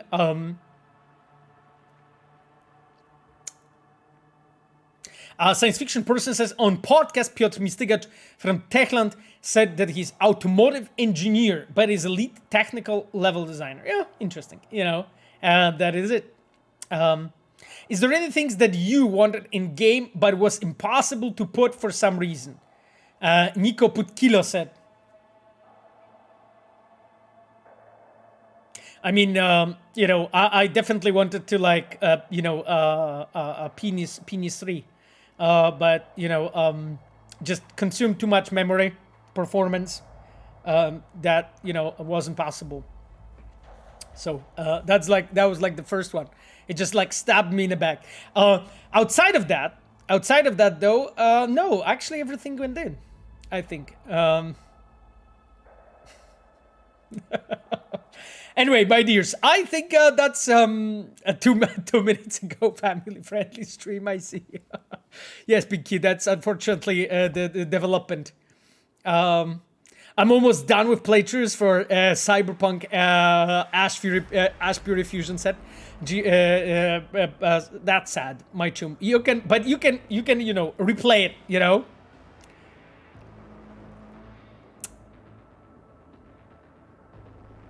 I thought the joke will be funny. Felt that, didn't mean to send. Okay. Well, it literally says on the stream page that this stream is 18 plus. Yeah, I know. I had to mark it like separately because like, all of the people coming here with the families spending like, Sunday evenings was disturbing. So I just want to make sure that, we are upfront and clear about who the stream is for. Pablo, according to the description, the official guide, starts interesting. At the end of the quest you are doing, depending on what you choose, the Bartmoss Collective website and user comments change. It haven't noticed anything like that in the current game. Did you? We need to look into it, Pablo. We need to look into it. I am curious. There's to be completely frank, Pablo, there's loads of cases like this in the game. But some of them are so tiny that you just don't see it as a player. You really need to know the game well to actually like detect all of those cases when like there's just a small change in the line when we just reflect of what you have done. But it's so subtle, like it's actually interesting that Cyberpunk went with that extremely subtle direction. So yes. Machiavelli, aside from V and Blackhand, there's another person who probably can beat Smasher 1-1, and it's Kenshi Zaburo, Michiko Arasaka's bodyguard. We've never heard of him in the game. Is there a reason for it, or is he dead in 2077? Oh, I don't think that we haven't really talked about his faith. Like, I do... It does ring a bell. Kenichi, it does ring a bell, but I don't think that we have really talked about that. Yes. Machiavelli. So that's the answer. I don't think that we have talked about this internally. I mean, I don't know what is his development.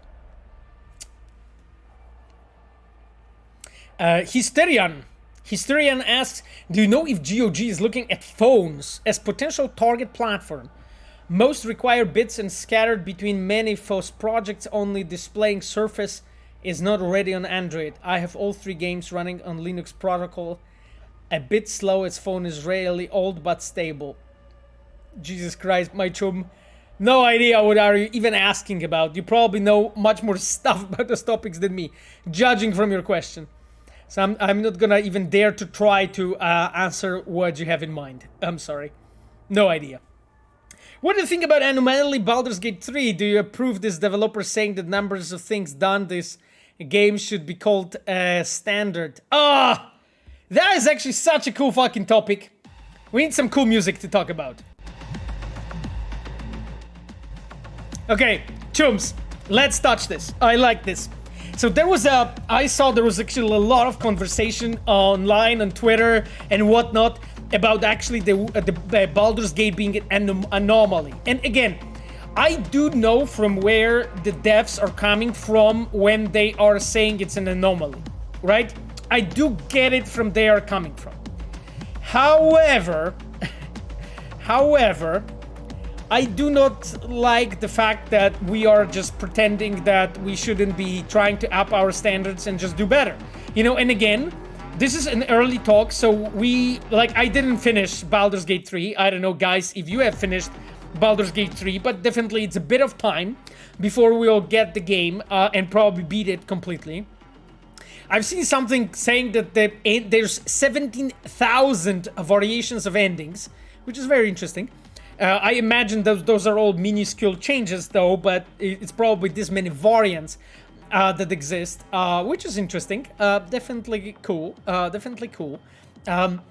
I think like if you count every variant in Cyberpunk endings without the anything with the expansion related, it was 128. I think was the number with every possible variation. So 17,000. That's an impressive number to me. I have to admit. So what I would say is I do definitely believe that we should be really looking at Baldur's Gate as a higher standard, you know, we should be. And that's the reality for me. And I really believe that, you know, if there are studios with a good budget, with decent amount of developers, with good and strong pipelines, it's possible to pull off a lot. You know, now the question is if exactly, you know, the numbers of hours, because people say, I think that the Baldur's Gate main story is 70 hours. Is that the proper number? I think that was the number that was shared. Properly, I believe. So, well, I mean, for me, we should be doing better and we should be trying, you know, that's the thing. It's not that it's impossible, you know. I remember because like some time ago, Legacy Killa posted a video when he actually quoted my quote when I was speaking with GameSpot, and I said that we are running on a fucking wall as a AAA industry, and I still think that we are, but I meant slightly different things in mind, because what I was talking about is the ramping up costs of production, specifically because of how cinematic we want our games to be, because we are making our games look more and more cinematic. We are making our actors look more and more human, you know, when it comes to their voice acting, when it comes to their animations, when it comes to their facial expressions, all of that stuff is really expensive and takes a lot of time to make. So because of that, I really think that we are running on a fucking wall, and we need to start looking into other ways to how to provide the players with content, you know? And I think like the answer, there's many answers, but one of the answers is emergent gameplay. Honestly, I think like one of the answers is emergent gameplay. And again, you can answer this question so many different ways of actually how we should solve it. And we will be trying to and attempting to solve that problem, I think, as a AAA, not to run in the fucking wall and not to crash. I think that the current direction is definitely with a vector position in the wall. Now, it does not exclude what Baldur's Gate 3 did. Because in Baldur's Gate, I would say from what I saw, right? From what I saw, that the scenes are slightly less cinematic than Cyberpunk. You have just normal cuts. NPCs are very often just standing in over-the-shoulder camera. So kind of Witcher 3 model, which is much easier to make. Because then you just have generator with the cameras, basically switching between positions. So you are able to provide the player with many more hours of cinematics. Like this. That is basically the nature of it, because it's just slightly more structured and formulaic. Because of that, you can do it. Now, and so there are answers. The answers are pipelines. The one answer is producing a pipeline in a way in your studio that you can actually pull up like much more scenes and narrative content than you initially intended. Second option is, of course, the emergent gameplay. So things that actually give the player more replayability, or just simply like more content, but is not primarily focused on delivering cinematic experience per se, but it's just more game, you know? And like what I was talking about with when we were discussing it actually together with there was Josh Sawyer with me. There was a few other amazing devs, and what I wanted to mention is that like I think that there are solutions. You know, emergent gameplay is one thing. Second thing is, of course, you know, the approaching the generation or the production of those scenes in a better way. You know, and of course, you know, there are questions constantly about AI and in what way the AI is going to amp our work and speed us up. Like nowadays, a lot of people that actually know a lot about AI itself, and I'm not talking about AI in games. I'm talking about AI as we understand it, like software, like Bard or Chat GPT, and all of them. Like a lot of the people say that probably in a couple of years, it's completely possible that a standard it will be an AI copilot. An AI copilot, and a lot of companies is already experimenting with that. So what I mean by that is not AI generating the ideas. It's not AI doing the work for you. It's AI doing all of the tedious and repeatable work that you have to do when, for instance, implementing your game. Because the thing is that what AI is best at is doing repeatable work. Repeatable work. That's the case, And imagine just as a thought experiment, right? Imagine a situation that you have an AI copilot running on your computer and in your engine implemented, and that AI copilot can, based on one example, replicate the solution with just chosen variables. So imagine this. That you are basically telling an AI to set up in cameras for a scene that is one-to-one conversation, and you have a set cameras. You have the cameras that are over the shoulder, and you have the cameras that are panning, or like, a close-up or a global close-up or a global camera, and you have those set of cameras, and based off the emotional value of the scenes, and normally you have the metadata of the lines that are spoken, you set up those one scenes as a person, as a human being. I have sat down and directed those scenes, and that is becoming a instruction for AI to basically go over all of other one-to-one scenes. I have, for an example, I have 100 scenes that are exactly that format. The AI goes over that and treats everyone, NPCs, player, there maybe some cameras, maybe certain lines, the length of the lines as a variable, but the rest is really formulaic and a structure that was there. And AI goes over that and just implements it. So pretty much the same thing as the human would do. Now, do I believe that will be possible? Yes, that will be possible probably I would imagine in a couple of years. In a couple of years, each one of us will have the AI copilot running with you. And again, like, how many of you is using Siri on your phone? Right? Or any other, or however that Amazon thing is called, which I forgot. Right? We are already using copilots in our life. That is the reality. So you will be using copilots in your life and just using them to do formulaic, repetitive work quite a lot. So I do think that is going to help. So there is many different solutions, I think, to quote unquote the size problem that a lot of people brought up. And then, you can have humans sitting and writing amazing dialogue. It's so much easier to go over the scene that was already pre-generated and change the cameras, make the acting more interesting, make something interesting and unique and different than when you already had someone go over and generate it. Like just an example, like Witcher 3, when we were working on the Witcher 3, like in the Witcher 3 engine, we are able to actually create a generator for the dialogues. And it wasn't generating lines, no. It was generating cameras. And based on the emotional value of the lines, it was able to assign some of the gestures and so on. It was pretty basic, but my chums, we are talking 2012, 2013.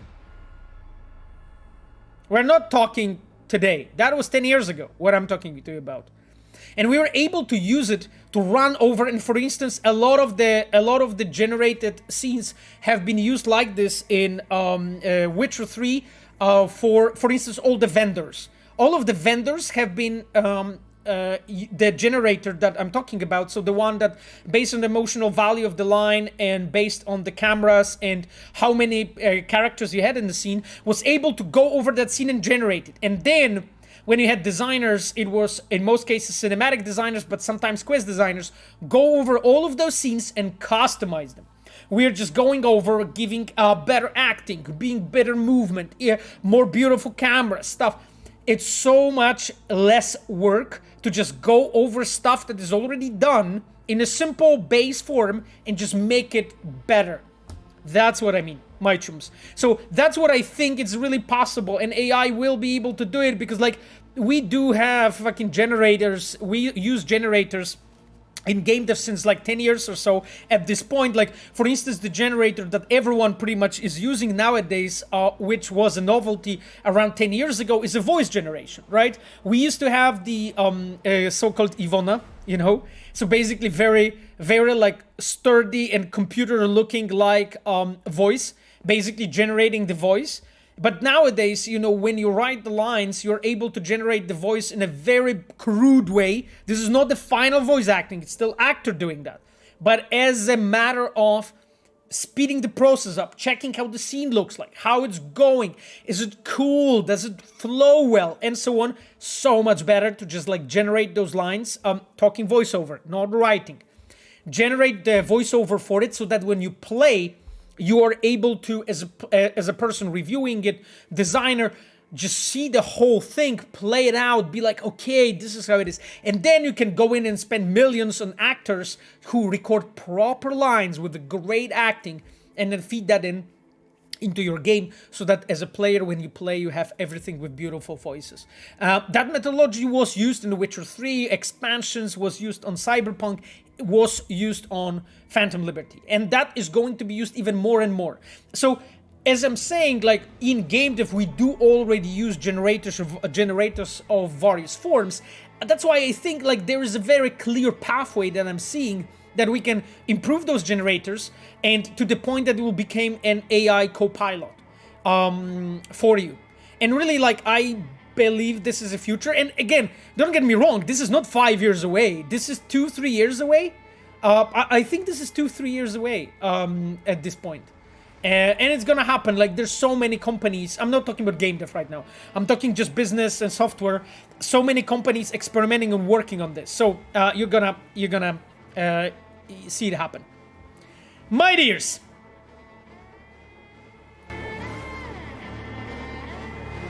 I think that I've been talking so much. I think I've been talking so much, my chumps, that we need to probably move on. I'm just checking really quickly the questions because there's a ton of comments. Play Don't Fear the Reaper. Oh, we'll see if I manage. We'll see if I manage.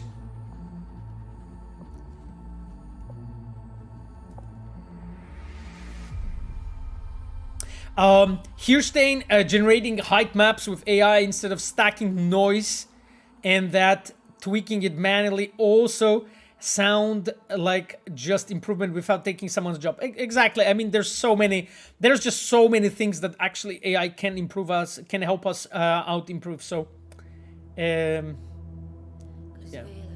Yeah, so using AI with human supervising, Guadalupe said. Yes, exactly. Yes, my chums, this is a wonderful song to finish the question section, isn't it?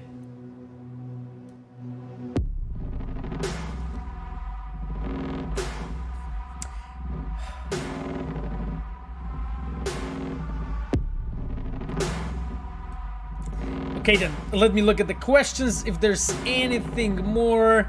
Stylix Gameplay, thanks you for answer, Pavel. I think of going to Poland and studying game design at university. Do you think Poland's a good place for international students? I heard so much things like that. Well, I mean, Poland has 400 studios in Europe, which is one of the highest numbers in the whole Europe. I think the higher number is only US. What is the name of the song? My Chum. That has Never Fade Away, of course. And that is the Samurai cover.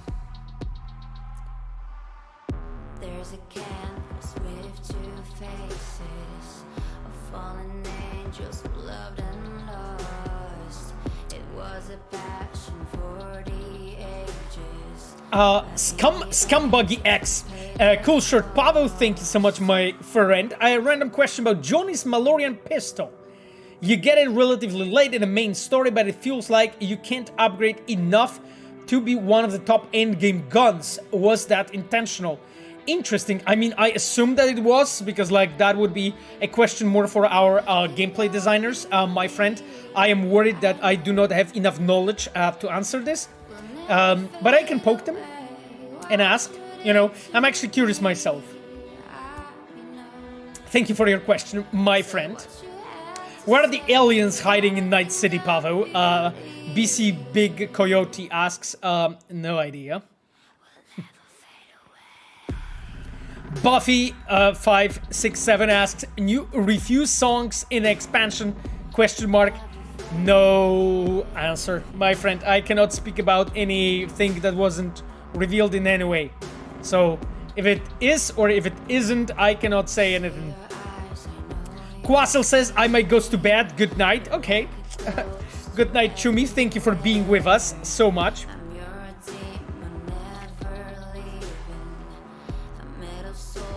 Naxivuno says, I contacted one of the Red concept artists, Marta Lady. She replied with some good advice. Thank you for recommending her. Amazing. Naxivuno, I'm glad. She is an awesome, she's an awesome person. So I'm glad she was able to help. Okay then. Navarro asks, what are your thoughts on the way The Witcher 2 does choice and consequence compared to Witcher 3? The way the game splits in half in the middle is really ambitious even today. How hard is that to implement? Well, Navarro, it's not hard to implement, it's incredibly expensive. It's incredibly expensive, right? Because like Witcher 2 was criticized for not being long enough as a game, you know, by a lot of people. And again, one of the reasons why it was just not long enough, I would say, is the fact that you just have completely two big branches, you know. I would say Blood and Wine was was maybe a better, I would say, example, because in Blood and Wine you have it split in half in a way, but then as a player there's like, I would say, enough length. So balancing length of the game with those choices is really important. So I would say I personally really love the way Witcher 2 does it. It's like, you know, we have done it in Blood and Wine when I was already leading the team. So that was a very conscious choice to go with that. So you can see that I definitely like that approach. It's just that you need to have enough time and team and money to just build big enough game with this big of a branches, my friend. And that is always just a matter of time and budget, you know. Could you play the quest with the swallows, please? Arsen Meister said. Can I play it? I don't think I can. I will need to check, actually. Arsen Meister. My dears, the music just ended. You know what it means? This means that we are going to switch to some illegal content. That is the plan. That is the plan. Can you hear it? Yes. Okay then. Just let me actually. Oh God. I have so much illegal shit in this PC always. Just give me guys like 30 minutes or something. I need to deal with this. What the fuck? Just a second. Oh. Okay, well, let's get to work.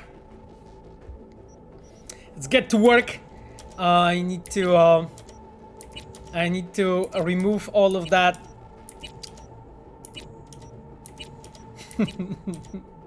I'm just laughing to myself. You know, I am so excited actually for you guys to get the Phantom Liberty.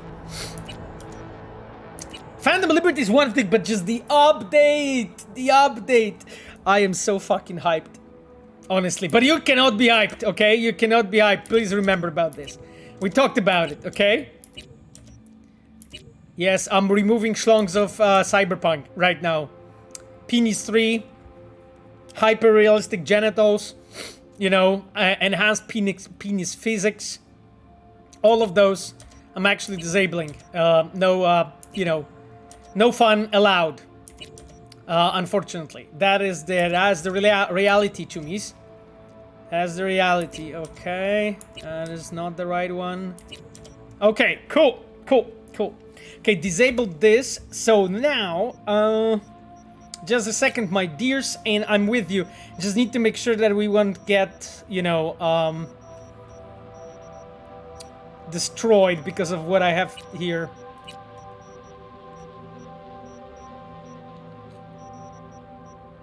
Okay. Actually, we are doing pretty well, my dears. I think when it comes to the illegal stuff. Rip milk streamer penis extension. Jesus Christ, that is the one that I didn't have. I have to admit. Bat Seth 3000. Adam Shuda, can I ask what kind of anime does Adam Smasher watches in his time off? I mean, I am sure that he watches like a machine hentai. I am sure that this is his favorite stuff. This is like absolutely lore accurate what I just told you. Like, you can trust me on that. You know, it's a trust me bro source. Okay, that's my idea, my friends. Okay.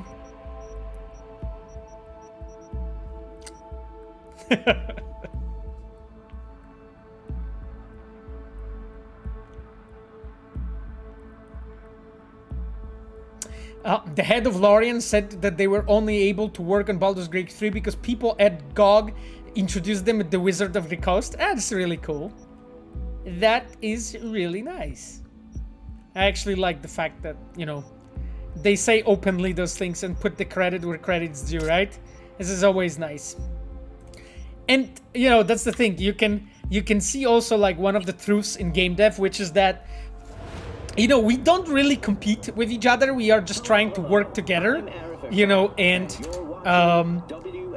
and we are just excited to play each other's games. You know, that's the reality. So, you know, that's the situation. Okay, Chumis, I think we can play. Let's go. Okay, you can hear the game, you can see the game. That is cool. We can go, my friends. Jesus Christ, so many questions. I'm so behind.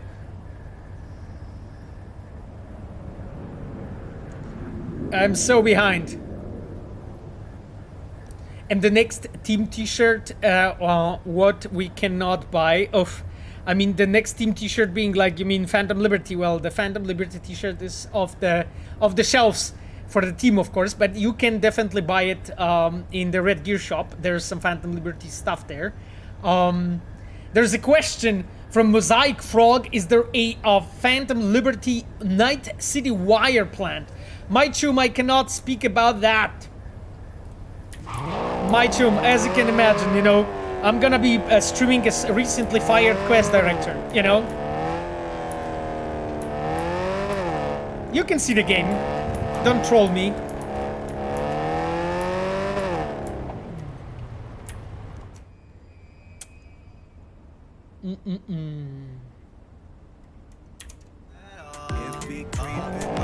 There was a question while I play radio, and I realized that yes, we don't have any radio playing.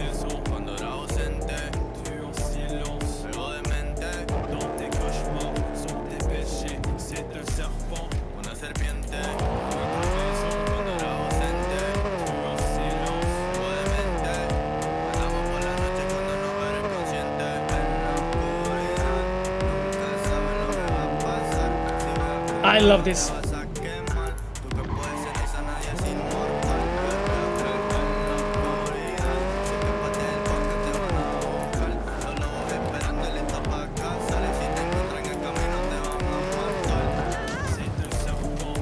Yeah, Principal's best station. Absolutely, I love it.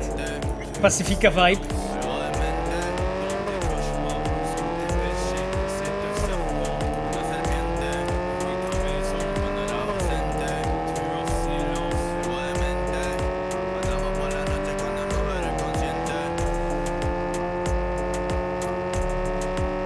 Yeah, let's do the party stream, yo. Sexy fire. V jumps in a car.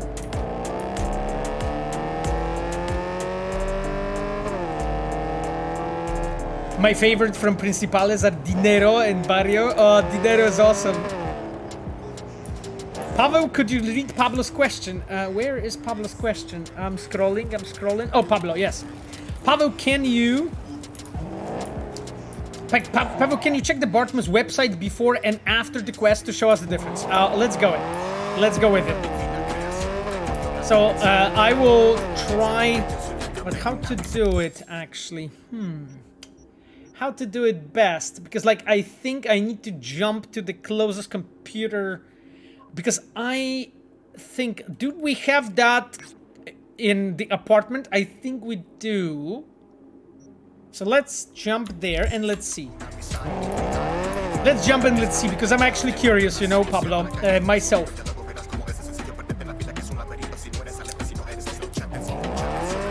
Pablo studied at the VG Silverhand driving school. What do you mean? What do you mean? VG Silverhand drives nicely.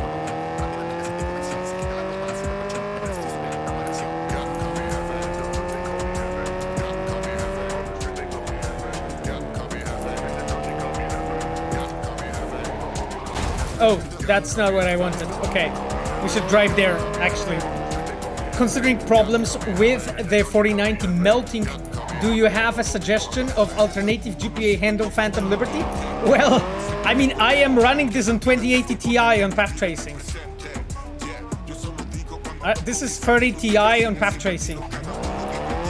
Just saying. Not 30 Ti, 2080 Ti. 2080. And those issues are solved. Yeah. I mean, I'm literally like... Wait, is that a bottom one or a top one? I'm confused right now.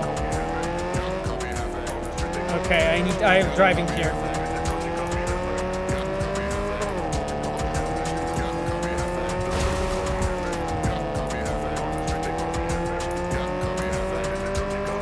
There's a question, where are the cars? Ezio asks. Actually, good question, my chum. Good question, my chum. I think it's a very busy place. And normally. And there's not that many. Okay, there are some here. Not sure, actually, because, like, there was... I mean, well, there is one important thing, though, that I wanted to bring up, is that when you're actually outside of the city, the traffic is intentionally much lower, you know? In here, in the city, the traffic is much higher, so... And it's also... Let me check, actually, sorry. It's actually 4 a.m. at the morning. You know what I mean? It's 4 at the morning and we're outside of the city. So it's just because of that, the traffic is going to be smaller. Now, I'm not trying to tell you it's all perfect, my friend. That's not what I'm saying. I'm just saying the traffic is smaller when it's 9 in the morning and... 4 at the morning and you're outside of the city. That is the reality, because the density of the traffic depends on the district that we are at. Night City, a city that never sleeps. Yes. Let me actually... Am I driving right? Oh yes, I am. Nice.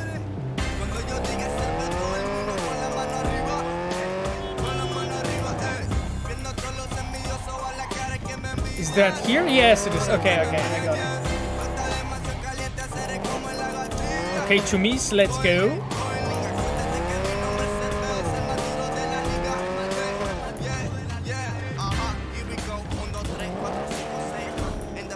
Oh, clothing vendor. Just a second, clothing vendor.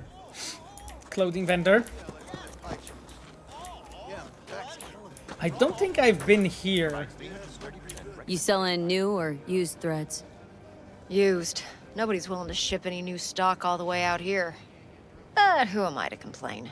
You just have to tread the highway, peek into the wreckage. Sharp eye'll always pick up something.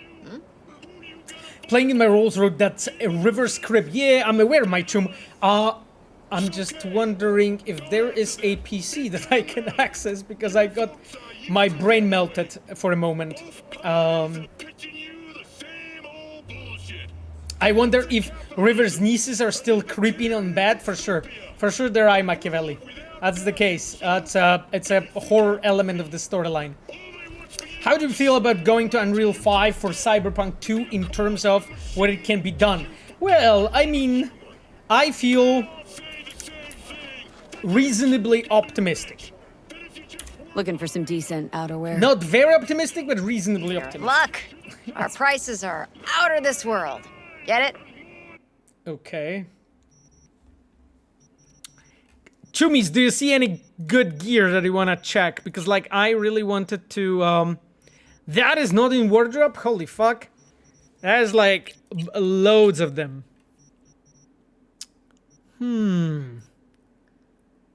Anything, like, we should actually go for? Oh, anti-shrapnel hooded bomber. Getting that? That is not it. Okay, that is lame. What else we can get? Okay, this t-shirt I can get. Some shoes, that's cool.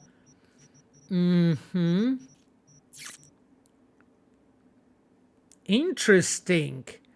Okay, this one I will also get. Those pants? Okay, I mean maybe this 6th Street Combat tailored biker coat? Okay, I'll just get that coat. Anything interesting here? Motorcycle jacket. Old Tiger Claws motorcycle jacket. Okay, I'm just gonna try it too. You don't have even enough money? What? That is so sad. That is so sad. Well.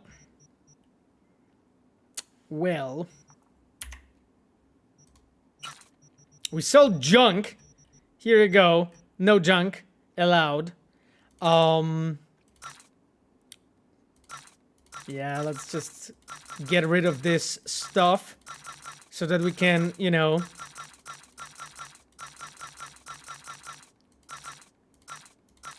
cool. You know, okay, we got some money.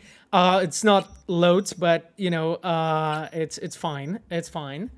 Stonks, exactly. Warsick Live asks, have you updated a lot of things in the main game with the expansion? Yeah. Yeah, we have updated the shit ton. I mean, to be honest, when I play this game for review on a stream, I need to like stop myself regularly before being like, wait, why it's this like, why it is like this, or why it is like that. Like, we have updated this, and I'm like reminded, of course, because I'm playing in a stream. That's the reason. And I disabled the illegal shit.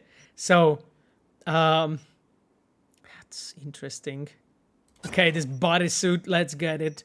Okay, Chumis, I think those are all of the interesting clothes. What is this? Tactic cloth cargo pants. Okay, maybe I'll get them. I really like... Okay, fine. I really like, where's the trunk? What? Where's the trunk? Oh, it doesn't have... This one doesn't have trunk? Are you joking? It doesn't. What? I got like instantaneously confused. Okay, anyway, what else we can have here? What else we have here? Okay, give me my outlaw. Give me my outlaw, we'll just load the trunk.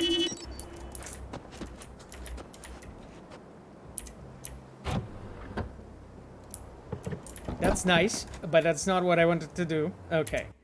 Yes, this inventory, oh, I could sell this, actually. Okay, let me actually move all that stuff so I can have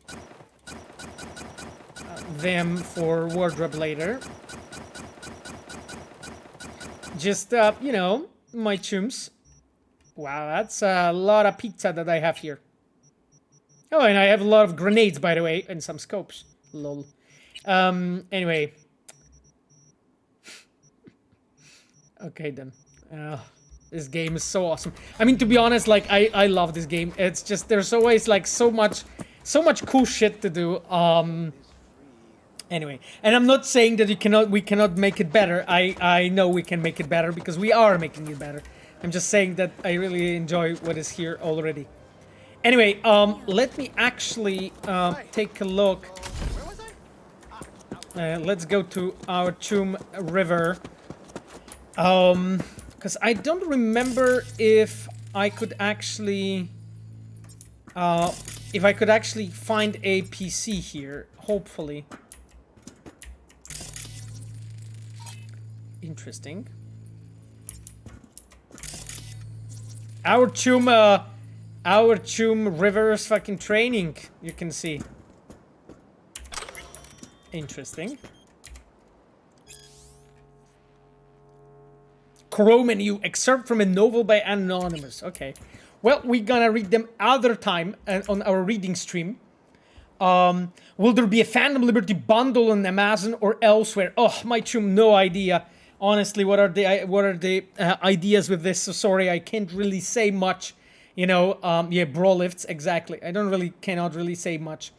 What are your plans for streaming games after you finish Cyberpunk and Phantom Liberty, assuming that you finish before next CDPR release? Tomsky says, well, I mean, I will finish Cyberpunk, then I'll finish Phantom Liberty, and if there will be still no game out, new game out by CDPR, which I think is quite probable, but we'll see, then I'm gonna play Witcher 3 and first expansion and second expansion. And I think then there is a high probability that we will already ship something because it will take me years. It will take me years. So that's what I think. I'm just checking. Wasn't there a PC here that I could use? My dears, do you remember? Yes, that's the mirror that I can use. This I remember. Because I don't remember the PC in this trailer. To be honest. Pablo? Sorry, Machiavelli? Yeah, man. Those kids are, you know, from out of this world. Out of this world, man. Okay, here's my bed. Actually, oh, yes. Yes.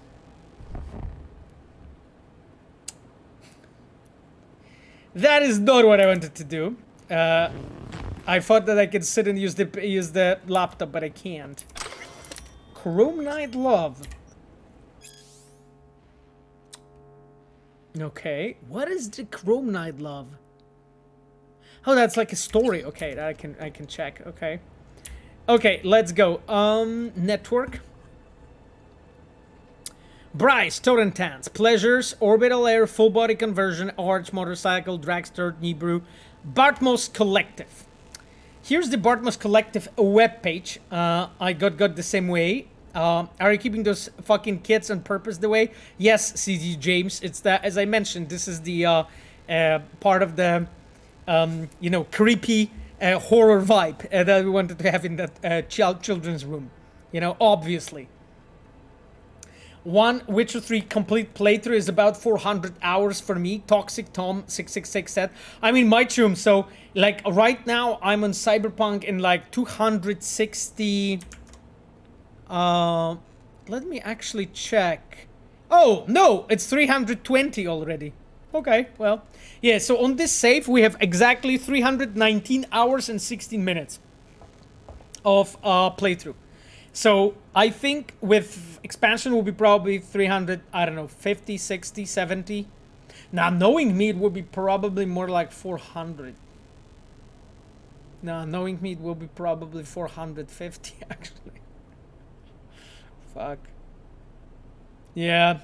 Knowing me, it will be probably like 100 more. Yeah, exactly. Easily, you know. Martin wrote, lol, only 1,100 hours for me. Jesus. You guys are insane. What do you think about games having more than 2 expansions? Do you think at some point supporting a game like that needs to end and the story needs to end? Well, science fiction person, I think like it, you know, if there are players, if there's market for it, I think like I'm kind of fine with just, you know, adding expansion and expansion. It's just that the question is only like what that team that is producing those expansions is doing, right?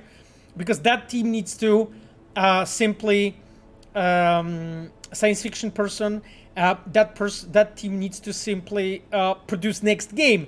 And if they are making only expansions, then the next game won't happen. You know what I mean? It's just, that's basically as simple as that. Machiavelli said, any plan fixing River's family photo in the hospital? No. No plans. This picture's perfect. We all know this picture's perfect. It has a cult status. You know, it has a cult status. So, yes.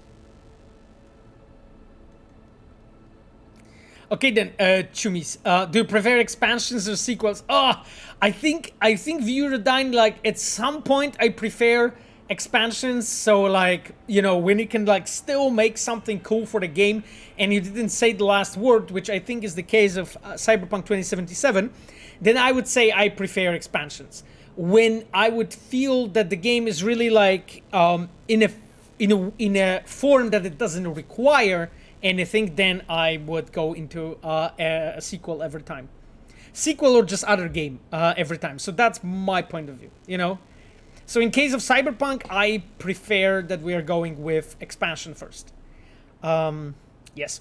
Okay then, Pablo, we are looking at the PC. Is there be anything specific we should be checking or just anything? Let's just check everything. Bartmoss Collective. Reward for any info on Swedenborg. Best ISIS. I'll pay for any info about Swedenborg-Riviera's true identity. Oh, and we can read more about this. Okay. Let's check what Ben Isis says.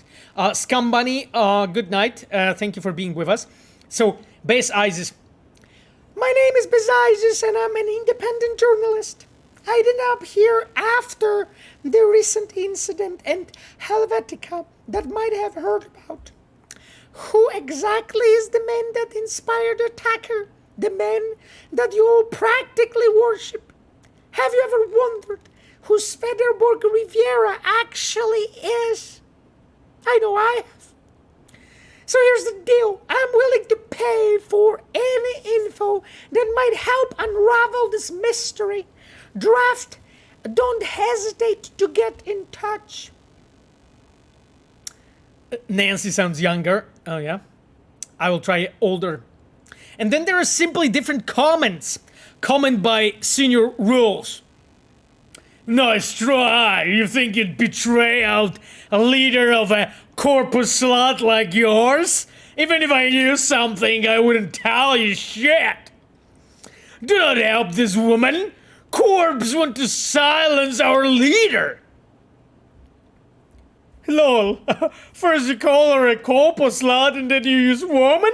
A little gentleman right here. And then the comment by Valenrod44. I heard that Swedenborg was a high-ranking corpo and he's dismantled the system from within. But they didn't found him out and now he's shackled up somewhere on Mosquito Coast in Nicaragua. Congratulations, you all managed to break about half of the forum rules.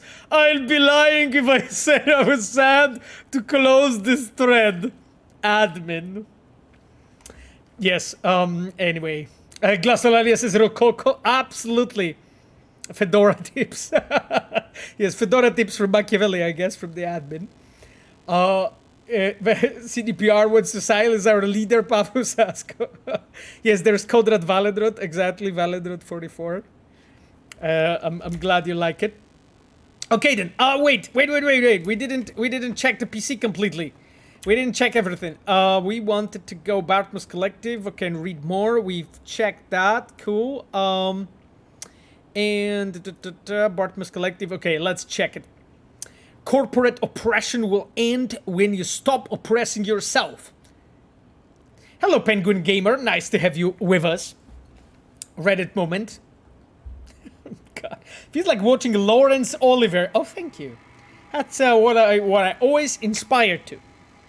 Yes, corporate oppression will end when you stop oppressing yourself.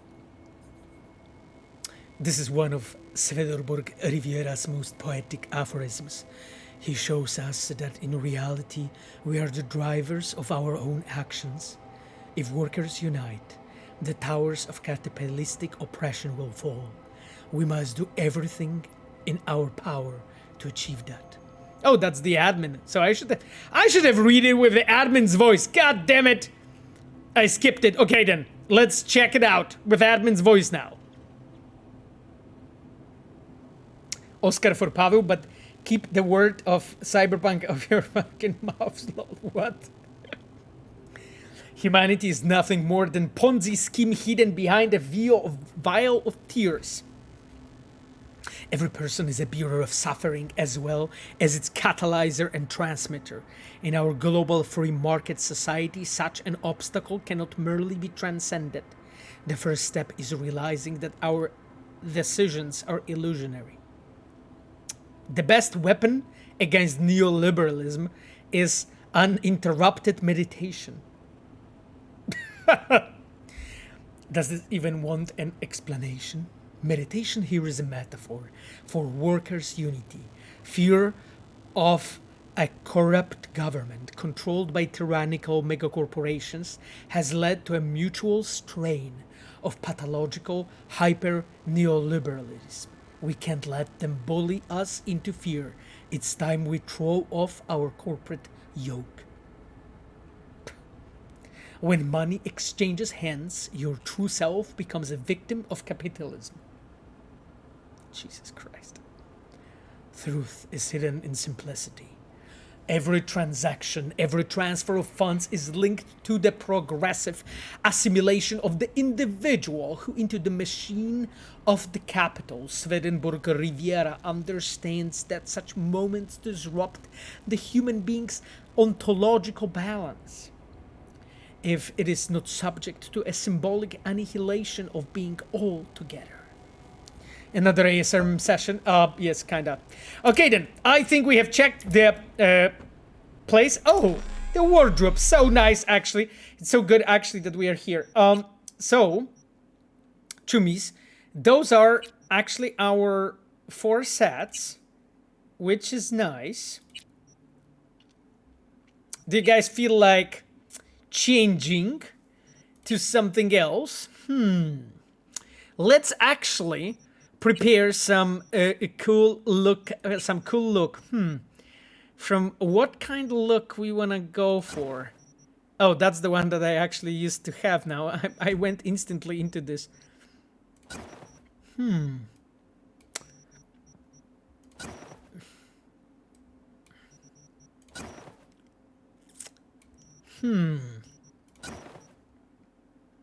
Interesting look. Psycho. Okay. Do militaristic look. I mean, I guess I could. So that's like the Arasaka one. I'm just checking what else we have here that I would like. Yeah, because this is more of like a corpo thing. Okay, actually, you know what? Wow. Oh, there's the second conflict though, right? There's the second conflict one from Eurodyne. I am quite liking this one. Okay, then, so that jacket is there. What about the What the fuck? Liquid Shine Dura Polyamide button up. As if worn by King Midas himself. It's actually pretty funny. Okay, what actually works with this? This one, maybe? Okay, kindish. Let me actually check. Okay, yeah, the skirt is actually not that cool, unfortunately. This trouser's not really, like, those are the ones that I already have been using. Not great. Oh, those orange pants do kind of look nice. Oh wow, I'm not a fan of those at all. At all, my chums. Pavo, in that painful, we forgot this is how the Bartmoss side to next week. Oh Jesus Christ! No, I mean I will be quick. I will be quick, my chum. Let me just really fast try to get this look. Ooh, I kind of like those pink pants, but this, you know, actually you could go with actually like some real Barbie look. Just really like I'm just kind of want to get like some matching shit for this jacket, and I'm not really sure. This one, okay, maybe. Yeah, maybe this is more like toned down kind of look. What you guys think? Okay, the fuck? I actually, those are pretty fucking rad with this, but oh, that's cool. I got the new set. I didn't know that. Okay then, my chums, what are the shoes we should go with? Maybe this one. Okay, I think this one kinda works with what I have. This is pretty decent. And then, when it comes to face, are we going these glasses? These glasses, maybe? The mask this time around. Oof! I think like this time around we're going mask. My chums. I think this time around we're going mask. Yeah. Okay, are we going any actual Seikos? I literally read like Sasko and I was like, damn. Okay, this is actually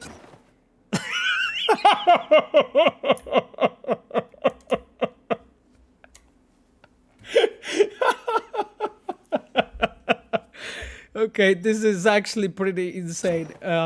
This is actually pretty insane. Wow, this is actually pretty insane, to be honest. Pig bandana, the pig bandana. Okay, maybe the hat. Let the fucking what hat I want?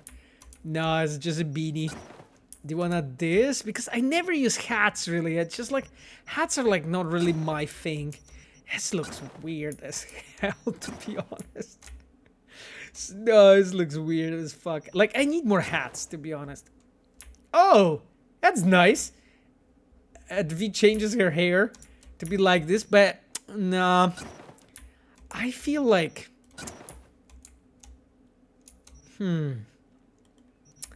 I feel like just going like this, to be honest. Yeah, I think like going with this, and then what we're gonna do, we're gonna change the hairstyle so that we match the clothing. Where's the toilet? Where's the toilet?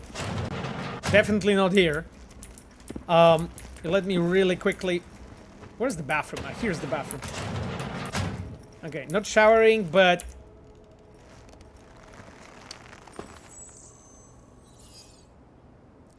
okay. Okay, chums. I think that because we are like tones of red right now, let me actually go into like a more kind of reddish, like that kind of thing. Because we are like toned down red, sort of red. The kids are still running. They summoning Satan there. Yeah, I mean the kids already summoned Satan. Yeah, I'm gonna go with this. Just because like I wanted to just go slightly more natural, and then let's pick different hairstyle for my V.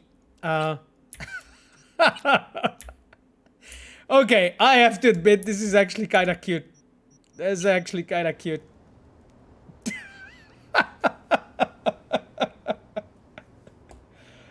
Okay, V. Okay, V. That's fine. That's fine. We gotta do it. We gotta do it. You know, look how I look like. You know, I look like this fucking killer from kindergarten. You know. I look like a killer from kindergarten. I'm like, yo,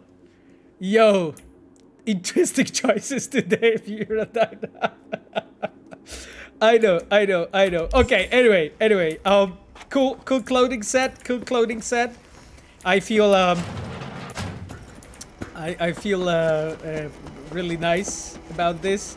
Where's my car though? Wait, what? Oh, my car is there. I went the wrong direction actually.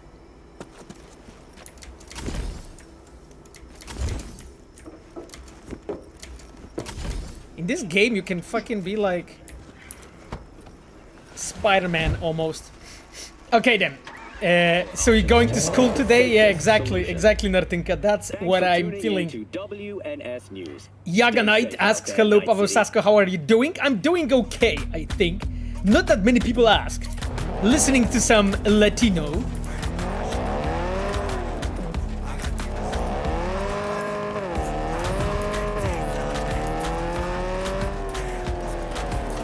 Okay then, Chumis. I think we should go here, yeah, because like we are like 4 kilometers away.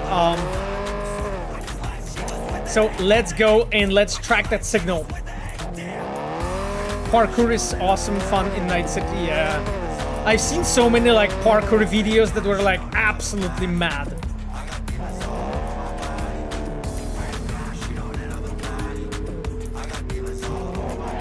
Remember not to accept strange candies from strangers, okay? Okay.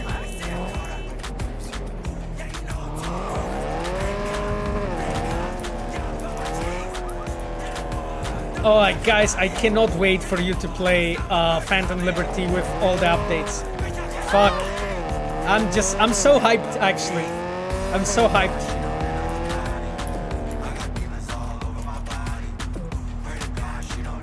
I just cannot fucking wait. I just cannot wait. Teasing? No, I'm not teasing. I'm well, maybe a bit. No, I'm just more. I'm really like genuinely thinking like, because like you know, right now when I play the game with you on a stream, I also have this like trip in the past, right? Because I constantly play the game when I like test changes or review stuff. I do know quite well how it looks like and how it plays out. And now when I play in a stream, it's like a trip backwards in time for me. No hype allowed. Exactly, Pavel. Exactly. Good point. Ashbury Fusion wrote, I have been waiting for it 2.5 years and I'm quite excited. You guys are the best. Machiavelli said, I got 5 days off work for Phantom Liberty. I'm not excited at all.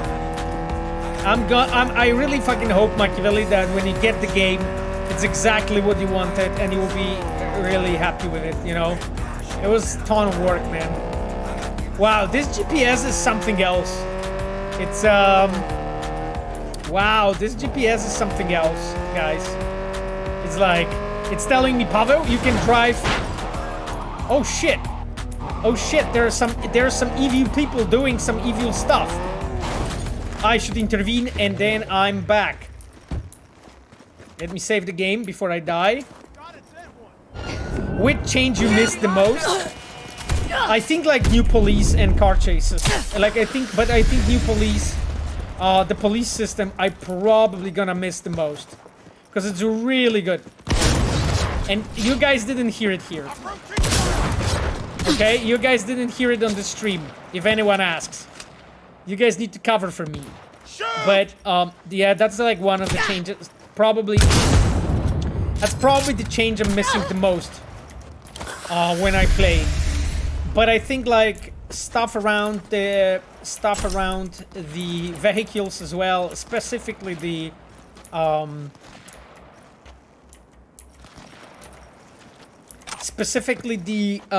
car chases and car combat. Like I think that is probably the biggest. That's probably the biggest. I really like new skill tree and everything connected with that. I really like the relic tree. What the fuck is happening? Who the fuck is shooting me? Where are... Oh, Here you are. Motherfuckers.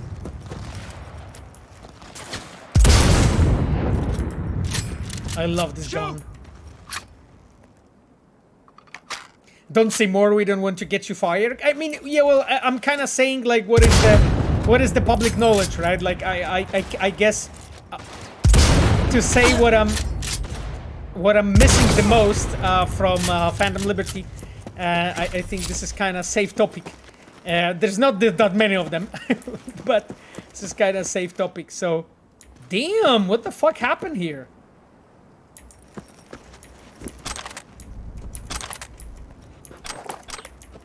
Okay.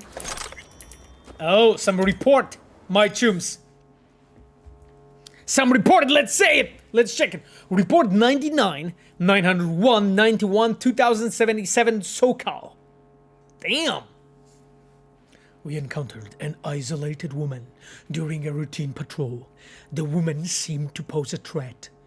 When we requested her documents, the woman made a short, quick movement with her hand. I was forced to react quickly in defense of both myself and my fellow officer. I fired one shot at the woman. The woman was fatally wounded. She was found to be armed and my decision to shoot justified. Right. The fucking classic. Next week's stream, X-Quest director plays Cyberpunk. Exactly, Gaugantian. That is what's gonna happen. Fatty Beards says, great to have you with us, Fatty Beards. By the way, I love how seamless everything in this game is. No loading, no fade to black for cutscenes. Everything just flows. It's amazing. I am so glad that someone fucking said it. You guys cannot imagine how much work it is to actually make it this seamless. And I absolutely love it. Me personally, I actually think that like the cuts and block screens, this is just fucking shit from the past. And it's just like, but we just need, you know, more firepower in those consoles and PCs to really be able to produce you guys games that have stuff like this. But nowadays we are already at the stage that we are able to do it, and I actually really, and I personally really like it. You know, the fact that it's possible really to make games like this, you know. And again, not all the games do it. Like there's so many games that have just still, you know, old-fashioned black screens and loading screens and whatnot. But I'm so glad this is Cyberpunk so seamless. I absolutely, like, this is one of the biggest things for me when it comes to this game. Why military activity is illegal for NCPD? Most cases doesn't make sense. Well, I guess, you know, like, killing people probably is illegal. You know what I mean, Machiavelli? What the fuck happened here? Like, she crashed from that top? That doesn't really work with what this guy was saying, doesn't it? In this report. Yeah, it actually doesn't. My dears, I am checking.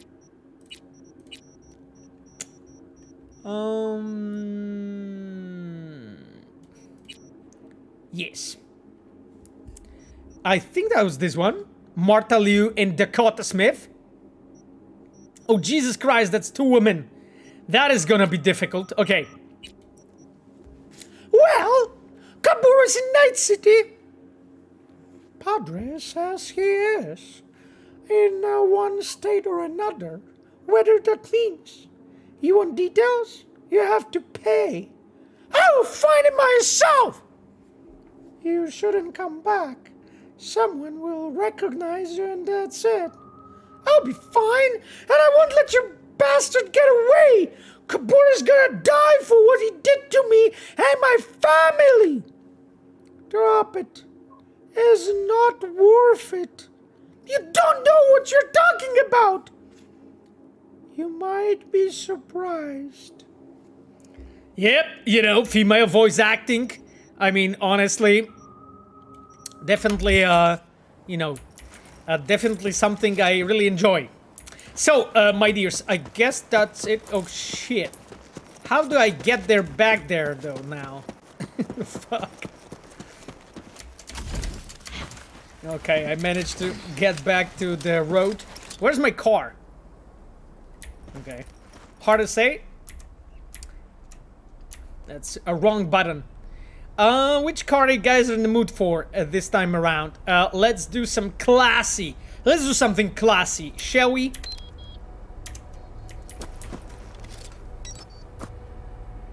Hello? Hello?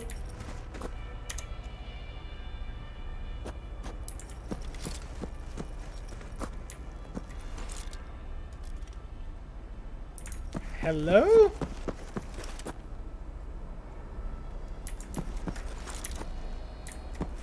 Where the hell is my car? My chums. Oh, it's there? What? It's in the fucking wrong road. Jesus Christ. Okay. I'm gonna go in and get it. The other bridge. Mai Mai combat car. Exactly. Exactly. Where is my Mai Mai? Is that it? What the fuck? Oh, it is. Oh, it is. It's just called like...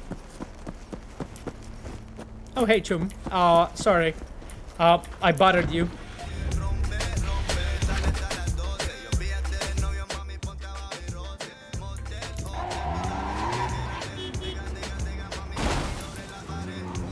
Okay then, my chums, let's go. Let me check where the fuck I'm supposed to go. Wow, this GPS is wild. Okay, it's kind of like behind me. What the fuck is it's showing me? Okay, my chums, this GPS is dragged. Go to Dogtown. We gonna go to Dogtown at some point, my friend. Perfect song for this car, yes.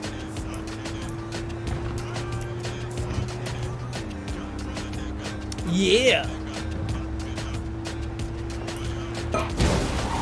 Shit, those nomads, they can't drive.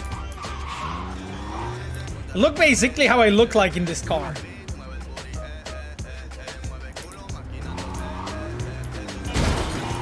Yo.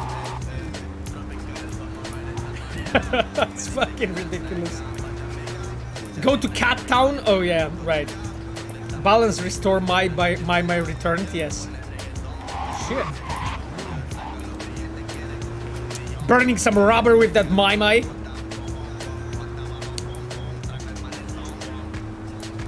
Pavel, you should go and visit the Dogtown in unfinished state. Oh, not sure how excited I am for it.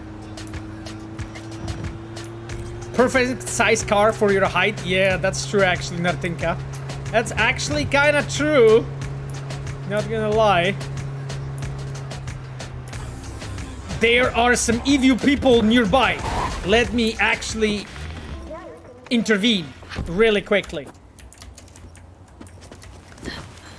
Where the fuck that is actually? What? That assault is in progress, but is like progressing fucking somewhere else. Not here. How I'm supposed to jump there? Like, there's like barbed wire fucking everywhere. What? Wait, maybe I can actually go in. Okay, V. Let's do it. No, because I can't enter those, and I cannot jump from here. Nah.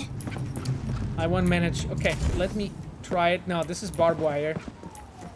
I cannot get there. There's something there happening, but not from here, sadly. Okay, then. Well, the crime needs to prevail, then. The crime needs to prevail.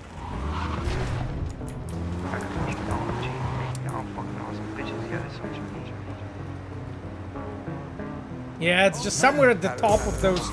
Oh, wait. Wait a second. Wait a second. What the fuck is this? I've never been here, guys. What?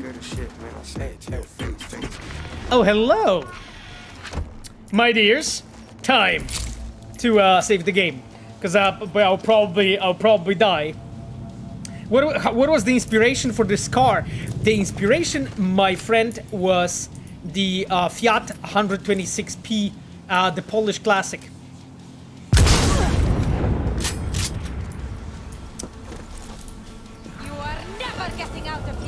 Oh yeah?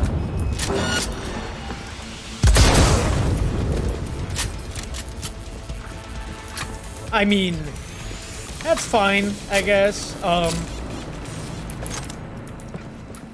am never getting out of here. Yes. Oh, ooh, they are unloading something interesting.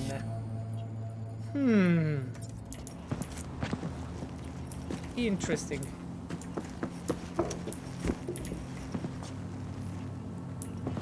Don't mess with Pavel. Yeah, well, I mean, kind of. Because, like, Pavel messes enough with himself, you know? So, better not to add to him. Okay, my dears, all the loot.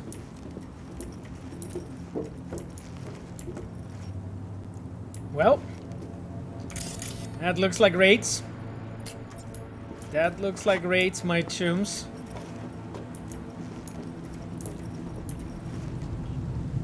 Jack Entropy live concert. Okay. Anyway, let's just check that evidence. Okay, we got it. And then let's see the orders, my friends. Misha, Tony, and Rob tracked down another Miltech bunker. Looks like they sealed it up and bounced after the war. Not sure what they left inside, but since it's Miltech, don't think it's toasters. Misha says there's at least one turret by the entrance, still powered. Could be some mines and drones, so in other words, get ready for the fight, but it shouldn't be worth it. Let me know how it goes and send a list of what you find. Well, they are not sending any fucking list, aren't they? And probably the turret was still here, wasn't it?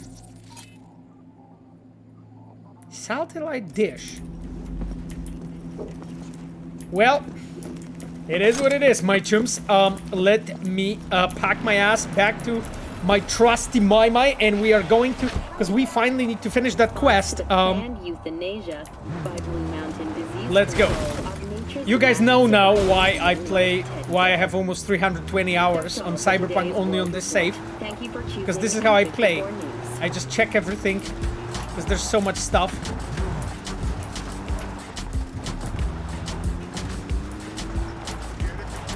You lost this round, crime. Fun Cochlear. Yes, that's pretty much how it developed.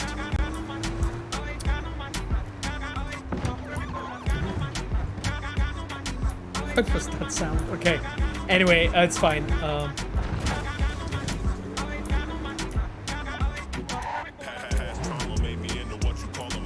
Okay, chums. I think we have arrived. Let's park my Mai Mai. Nicely parked. What life path are you chosen? I am playing a nomad. Right now. I'm Nomad V. Just checking. Huh. Oh. Some epic components. That's cool, I guess. Interesting.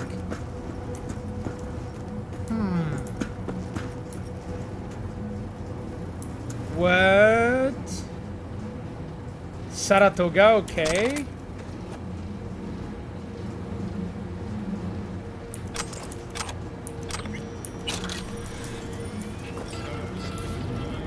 We found something else. It was not a signal. We found like one of the hidden places. Where is Camille when you need him?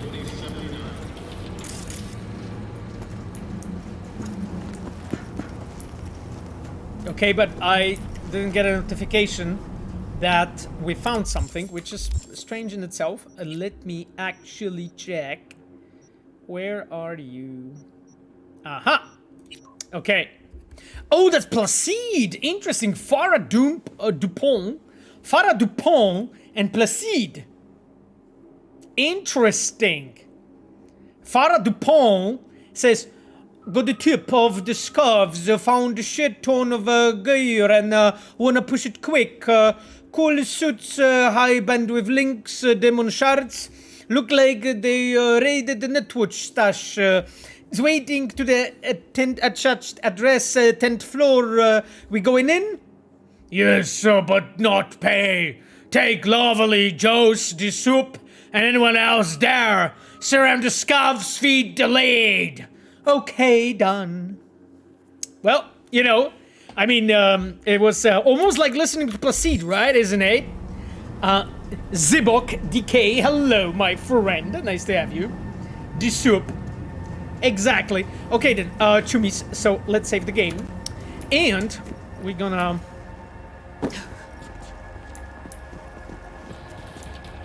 Enjoying the hot dog, yeah, in a sunny day.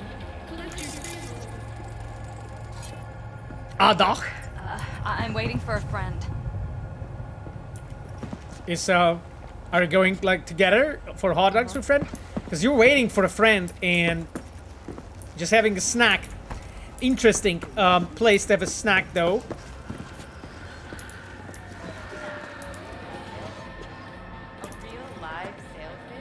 Hello. Okay then, my dears, let's go to the signal source.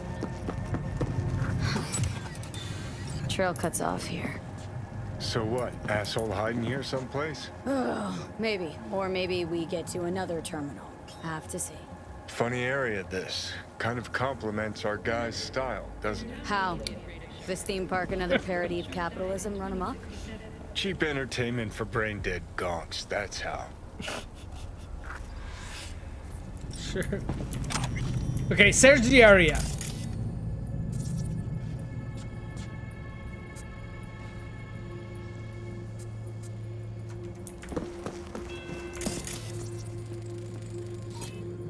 Ha! We found Mary Kim. Are the writers still working Phantom Liberty, or most of those people moving on the next project the earliest? Science fiction person writers are still working on Phantom Liberty by doing some bug fixing as well, because like there are some issues that you have to fix on the story level sometimes, and I'm talking here about lines like typos, you know, and so on. So they normally basically do the editorial pass over the they normally do like an editorial pass over the game and make sure that basically everything in every language is actually as properly noted as possible when it comes to subtitles and so on. They keep also fixing, you know, here and there some of the issues with spelling, but also like, for instance, discrepancies between voiceover and the actual writing. So that is like pretty much normal thing. Huh. Hello, Leonora. Success is the delusion of the soul. Hello, Leonora.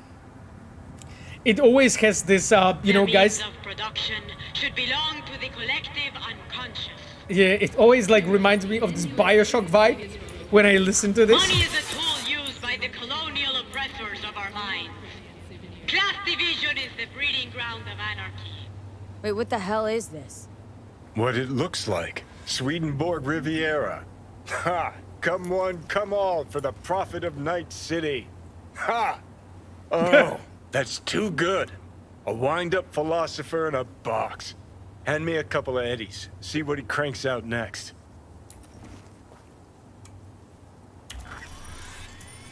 You shall meet an attractive lobbyist when you least expect a violent outbreak of class warfare. Capital is the blood of the global system of oppression. Sounds communist. Yeah, I mean, it's all over the place, to be honest. When you analyze it. Is the delusion of the soul. So this is what it's all about. Yeah, I really like this. The means of production should belong to the collective unconscious. Yeah. How is this even possible? Not a fucking clue. But Jesus, V, how beautiful is this? Half the net's getting tweaked on wisdom from a puppet in a glass case. Hairs are being split. Spit is flying over interpretations. Oh, man. Let me tell you, 50 years of soul prison was worth it for this moment right here. Yeah, Johnny's lines are great for this quest. Yeah, I mean, he's written so... I mean, to be honest, he's mostly written really well, you know, in Cyberpunk. Need to take a look. Somebody must have tampered with this thing. Seriously? What, you think you're gonna find a jack-in-a-box who wants to become a real boy? Okay, Jody. Okay, Jody, I guess.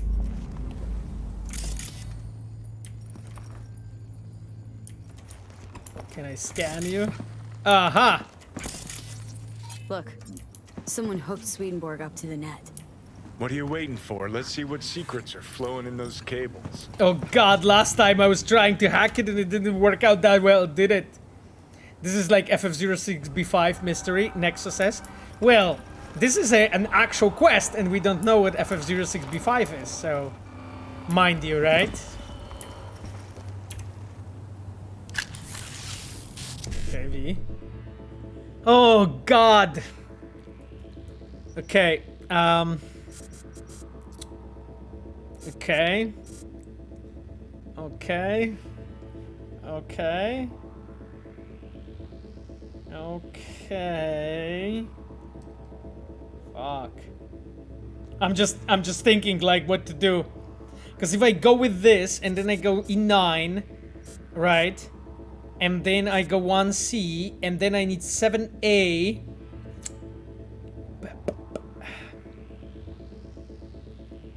It's not here.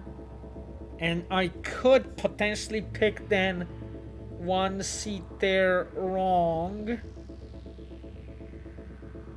Fucking hell. Okay, let's try it. Let's try it.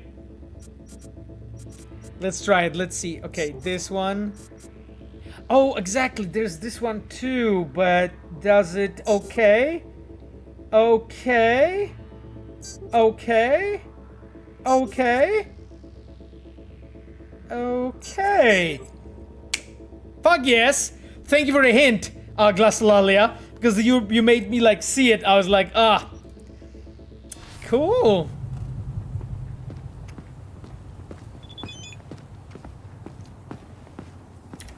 What is this? You followed all the clues like the god dog you are. So, do you feel enlightened? XD. You have been pounded by Sweetie 1113. Okay, so if I'm getting this right, someone hacked into this fortune teller bot, rejigged its algorithm to spew out anti-establishment aphorisms instead of prophecies. And then hooked it up to the net through a system of routers that masks the signal origin. Pure fucking genius. Can we find whoever did this? I need to shake their hand. Unlikely for two reasons. First, they didn't leave a trace. Second, you're dead, Johnny. Oh, right. When I get in a good mood, I forget that. AV, don't turn it off, huh? Connect the fortune teller to modify the algorithm. Okay, what are we gonna do? What are we gonna do? Turn it off, don't turn it off, Jesus. So we are installing malware. You should play Kingdom Come Deliverance. I mean, I would love to, you know, like there's not enough time in the world for me to play everything. Don't turn it off, you want to turn it off. Pavel, don't do it. Install malware, don't turn it off. Oh, Jesus Christ. Make a poll, please don't turn it off. Okay, let me actually really quickly run a poll.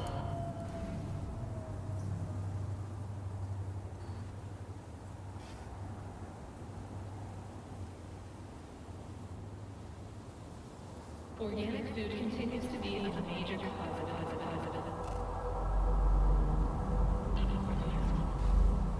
Okay, so question will be like, should I? Because I cannot type more. Oh, or maybe I can. Just a second. The Grand Imperial Mall. It's a storage. Thousands of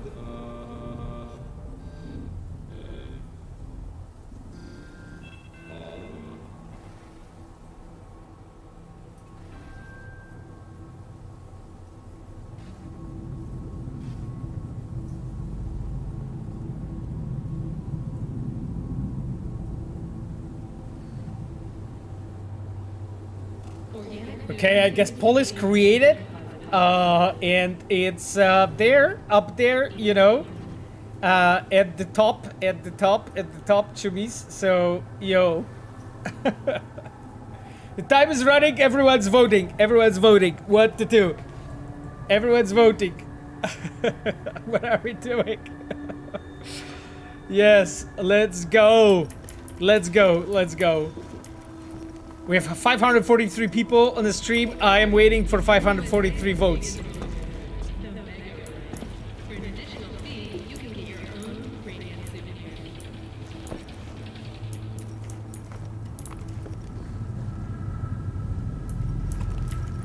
Yeah, almost there, like 10 seconds or something.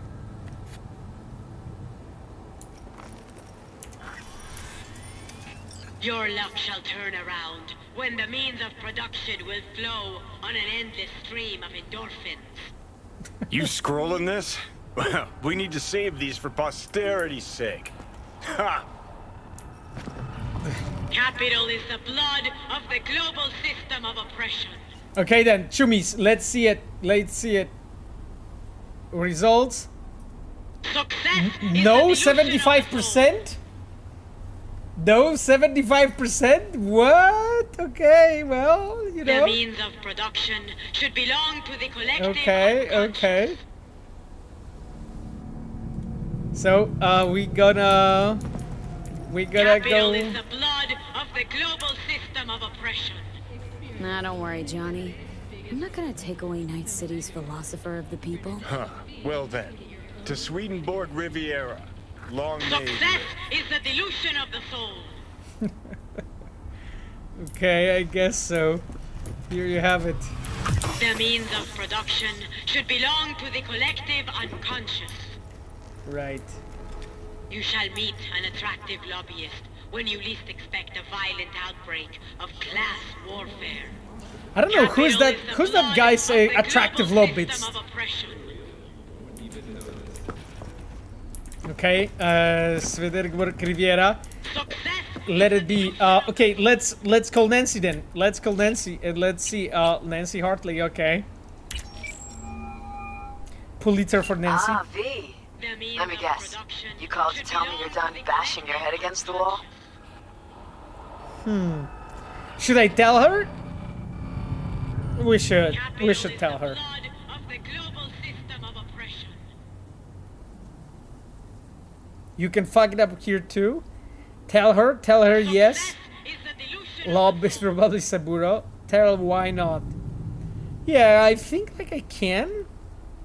The means of production should belong to the collective unconscious. Yeah. Well, not exactly.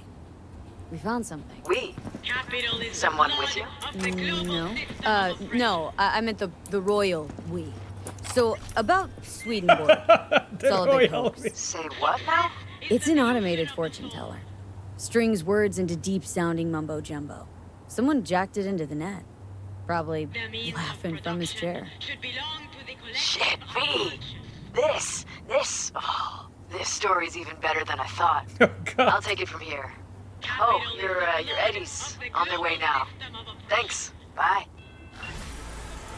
Thanks, I guess. I got to transfer 6,220. Success You is know. the delusion of the soul. Tell her the truth so she pays you more. Yeah, I mean, she did. I will have like one additional sweater for that money. So I can use it on my, you know, endeavors. Okay then, are we going to meet Hanaka and Embers? Probably not. Okay then, I think, because we didn't change much, I don't think there will be any changes on the website though. Wow. That is not nice.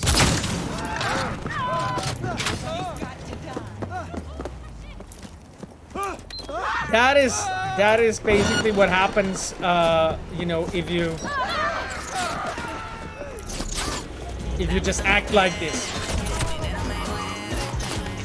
Okay, this will be a very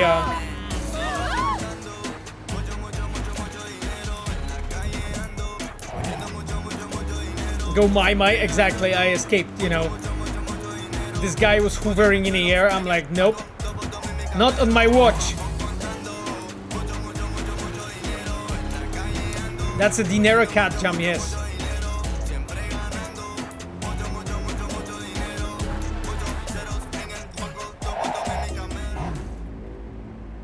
Is that under us again? Okay, let's do it. Assault in progress.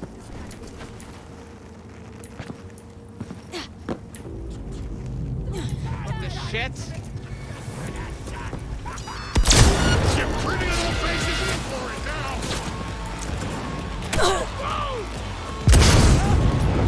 Woohoo! I really like combat in this game. I'm really having fun.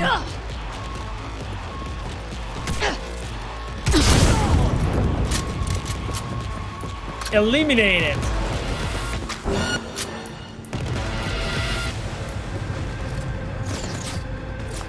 Oh shit! Is that a police drone? Fuck. I think that's the police drone, right? I don't think it's theirs. Yeah.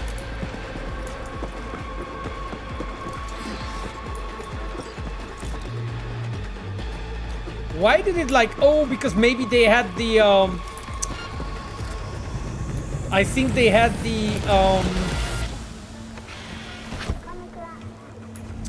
I think they had like someone, like a victim or so, and I just left it, you know, like this. So that's the reason. Anyway, I need to... and that's why the police went on me. I just want the police to let me be. Let's stay here and listen to the music until they decide to. Kill the hostage. Yes, hostage is the word that I was looking for. Yeah, I killed the hostage by accident.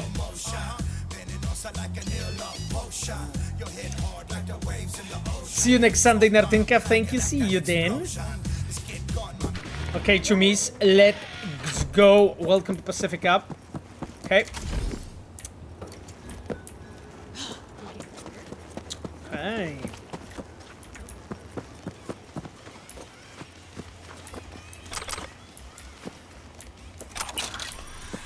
That's it. A lot of Eurodollar. I really like those small like interventions that we can do and so on. It's really fun. It's like not really like, you know, amazing, the best content in the history of computer games, but it's actually fun. You know, it's really fun, and it's actually a nice change, you know, in pace. Block market battery? Damn. What I'm gonna do with that fucking battery now? Okay.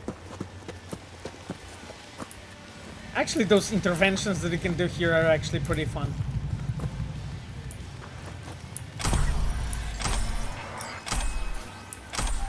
Woo!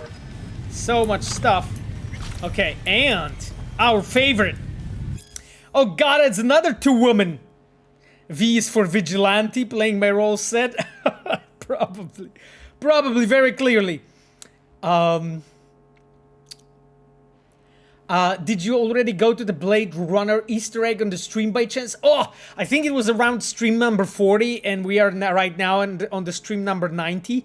So I think it was like probably a year and a half ago when we went to the Blade Runner. So yes. Okay then. Monica versus Nina. Let's check it out. Let's check it out. Then, hey, send the scratch. Okay, get ready. Grab a gun, goggles, in case there's a soundstorm. Weeks worth of food and water. All right. Listen. Can't be sure someone won't follow me. Not good. Who? Animals. Very not good. What did you do? One of them killed my son, so I took his life in exchange. An eye for an eye. Girl, these are the things you mentioned up front. You're radioactive now. I'd wise to cut loose here, but shit, whatever. You will see what we can do. I appreciate it. See you in 2 hours. Over Spurs El Camino del Mar. Don't be late. I think I got tinnitus from ear damage. Oh, Jesus Christ, really? Dice of Cringe, Oricon set. Great. That's what I was going for. Another archive conversation. Excellent. Excellent. Sheila and Keenan. I think Sheila is a she. Mai Mai, the sports car. Don't stop. Oh my god, my mom gonna wake up. We need Pavu's voice in the expansion. Yes. I've played the game 3 times and I still find that Blade Runner rooftop Easter egg, but I refuse to look it up. I want to find it randomly. I would be more satisfying. Cozy Zoily said. Phantom Liberty 2 when? Oh, God. That would be something to actually make a Phantom Liberty 2. Okay. Sheila and Keenan talking. Why aren't you answering? Keenan? Fuck! You even know what time is it? Sure do! And I ordered to know to hit on Logan. Who? Some chick, Monica Steiner. That guy's mom? Lenny's mom? Yep. Those things are eating up. Wants to skip town, paid some smugglers. Gotta get the crew together, catch her before she flies you in. Sure fucking am. Cool. Be there in 10. Yeah, I mean, you know, I don't know. I hope you guys got the personality from that voices. I'm really trying to build the personalities really quickly. You know, some professional acting. Anyway, yes. Where is my Mai Mai? It's up there, I guess. Where are the fucking stairs? You did great. I'll see that face of my fucking nightmares.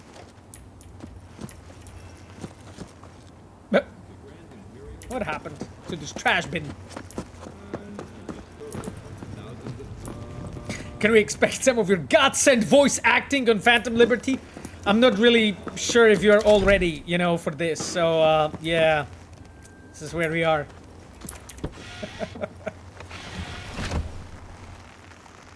Procedural voice acting, motion capture directly from Pavu. Exactly.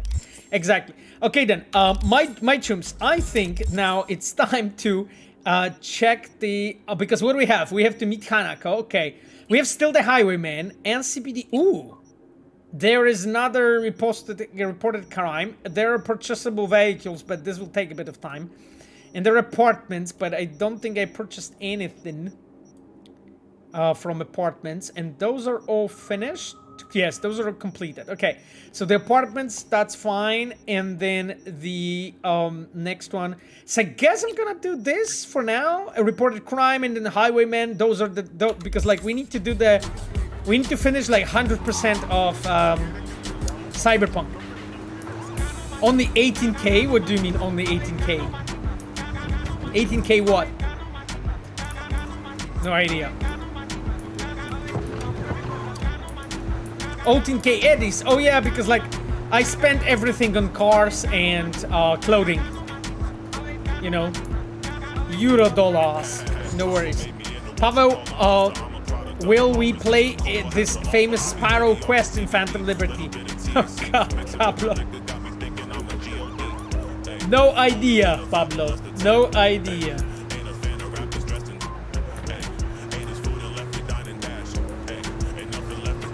Besides, I'm quite sure that I didn't talk about sparrows, but swallows.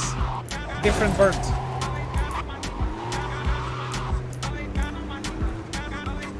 Different bird. Yes, my chums. Will there be hilarious conversations between V and Johnny in Phantom Liberty? Well, I mean, Johnny is in Phantom Liberty and he has quite a lot, actually. He has the normal full story arc of his.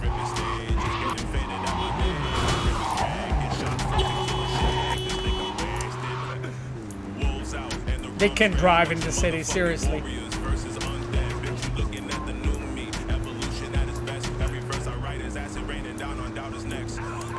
Evil Gamers Live asks, when company is going to fix this game? I have 100 hours safe, and right now bug count is 113 bug. That's okay, my chum. So just like, if you have any bugs that you have encountered, just send them to us, and we gonna take a look. My chum.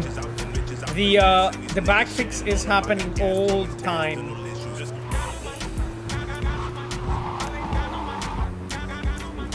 That's basically what it is. Sarah Norm said confirmed. I didn't confirm anything. Anything. Chums. Don't gonk yourself out. Patient chum, yes, exactly. Exactly. Let's do this last one. Think stash, okay. Should I go here? I'm not really sure. Oh shit. It's probably a wrong way, right? It is. Fuck.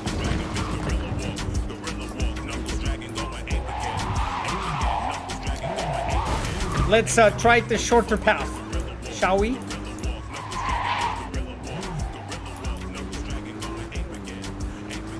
We'll try the shorter path. Okay.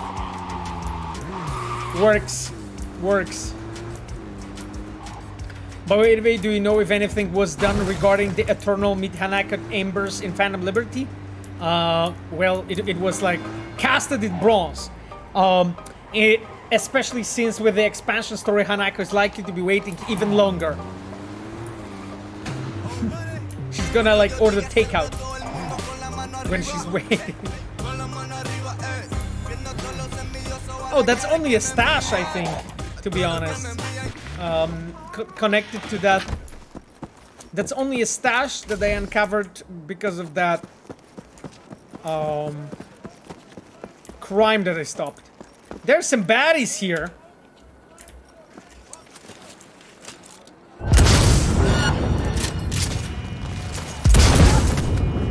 We don't play nice with traitors, scum.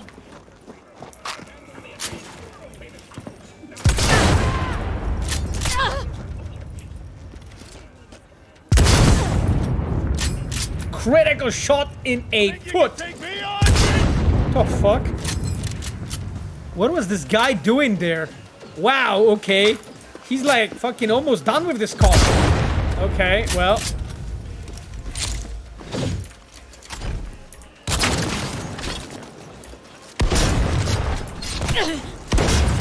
Jesus Christ, this is pretty...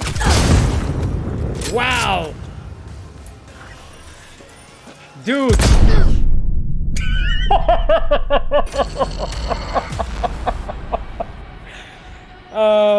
Right, yeah, right, that's not exactly what I wanted to do, but, well, I mean, yeah, that's not exactly what I wanted to do, I have to say. That was funny, actually. Wow, there's so many of them! This guy is fucking insane.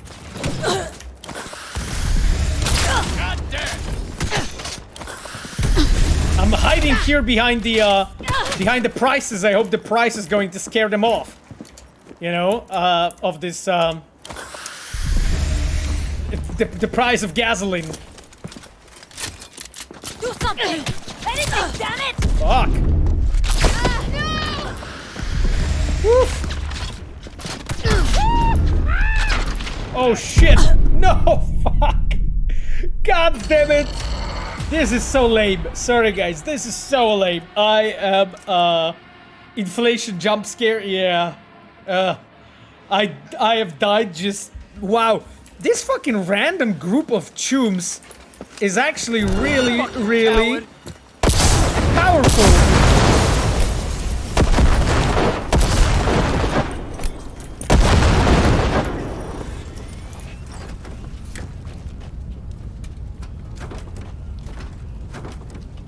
Okay, I guess I can do that too.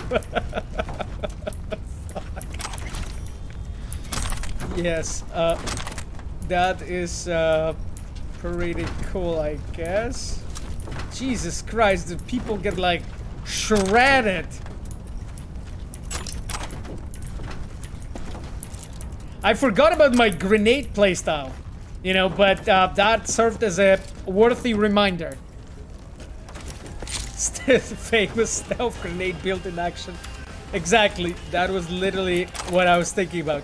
Okay, chums, let's get to that stash. Where's that stash? Supposedly. Oh, it's for what? Why? Wait. Why did I? Oh, because like I was going towards it, but then I stopped. Right. That makes sense. Let me grab the stash. Let me grab the stash. Okay. Some good neighborhood. People burning shit in neighborhood. Classic, classic. Where is this fucking stash? What the fuck? Okay.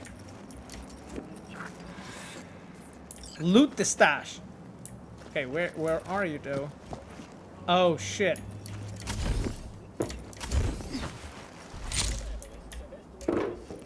How am I supposed to loot you? Can I loot you like this? That's some exploration puzzle, and I'm not good in those at all. Come on, V. Double jump. And let's go, let's go, let's go. Loot that crate. Nezort, Neozort, thank you so much, my friend, for a sub. My chums, we're gonna be wrapping up the stream just after. I'm gonna read this wonderful shard that we have found because I'm really curious what it is. Robert Chmerkovsky and deleted. Or Robert Chmerkovsky and redacted is talking. Yo, my grunges kicked the bucket. Gonks didn't find the change in their will. You beating the stuff today? You got it already? The inheritance? Sure do. She leave you a lot? A shit ton, chum. You know about it? You coming over? Sure, in that case, how about I bring some extra? We celebrate together. Sounds like a plan, chum. And that, my dears, was the last shard of today. We are gonna, of course, well, you know, watch much more together. I'm closing the game right now. It was a huge pleasure, as always, my dears, to stream for you. I am going to leave you with some banger. Why not? Why not? Let me actually look for some banger for the ending. I wanted to, before we move on to that, just a second. Yes, I am going to pick this. So, my dears, I wanted to thank all of the Reds and moderators who have been with us today. As always, it's always a pleasure to have you here, my friends. And here is some banging song for us to close the stream. Thank you so much, everyone, for being here. We are going to meet in the next week, as always, to play more Cyberpunk 2077. And today, we had Cogito as our moderator, Sapphire, my dear girlfriend. And from the red team, we have Lord of Rivia, our dear moderator, senior moderator. And we also had Moody Sheep, Matilda, our head, our coordinator of a narrative QA. Thank you all so much for being here. And I'll leave you with this banging music. Good night.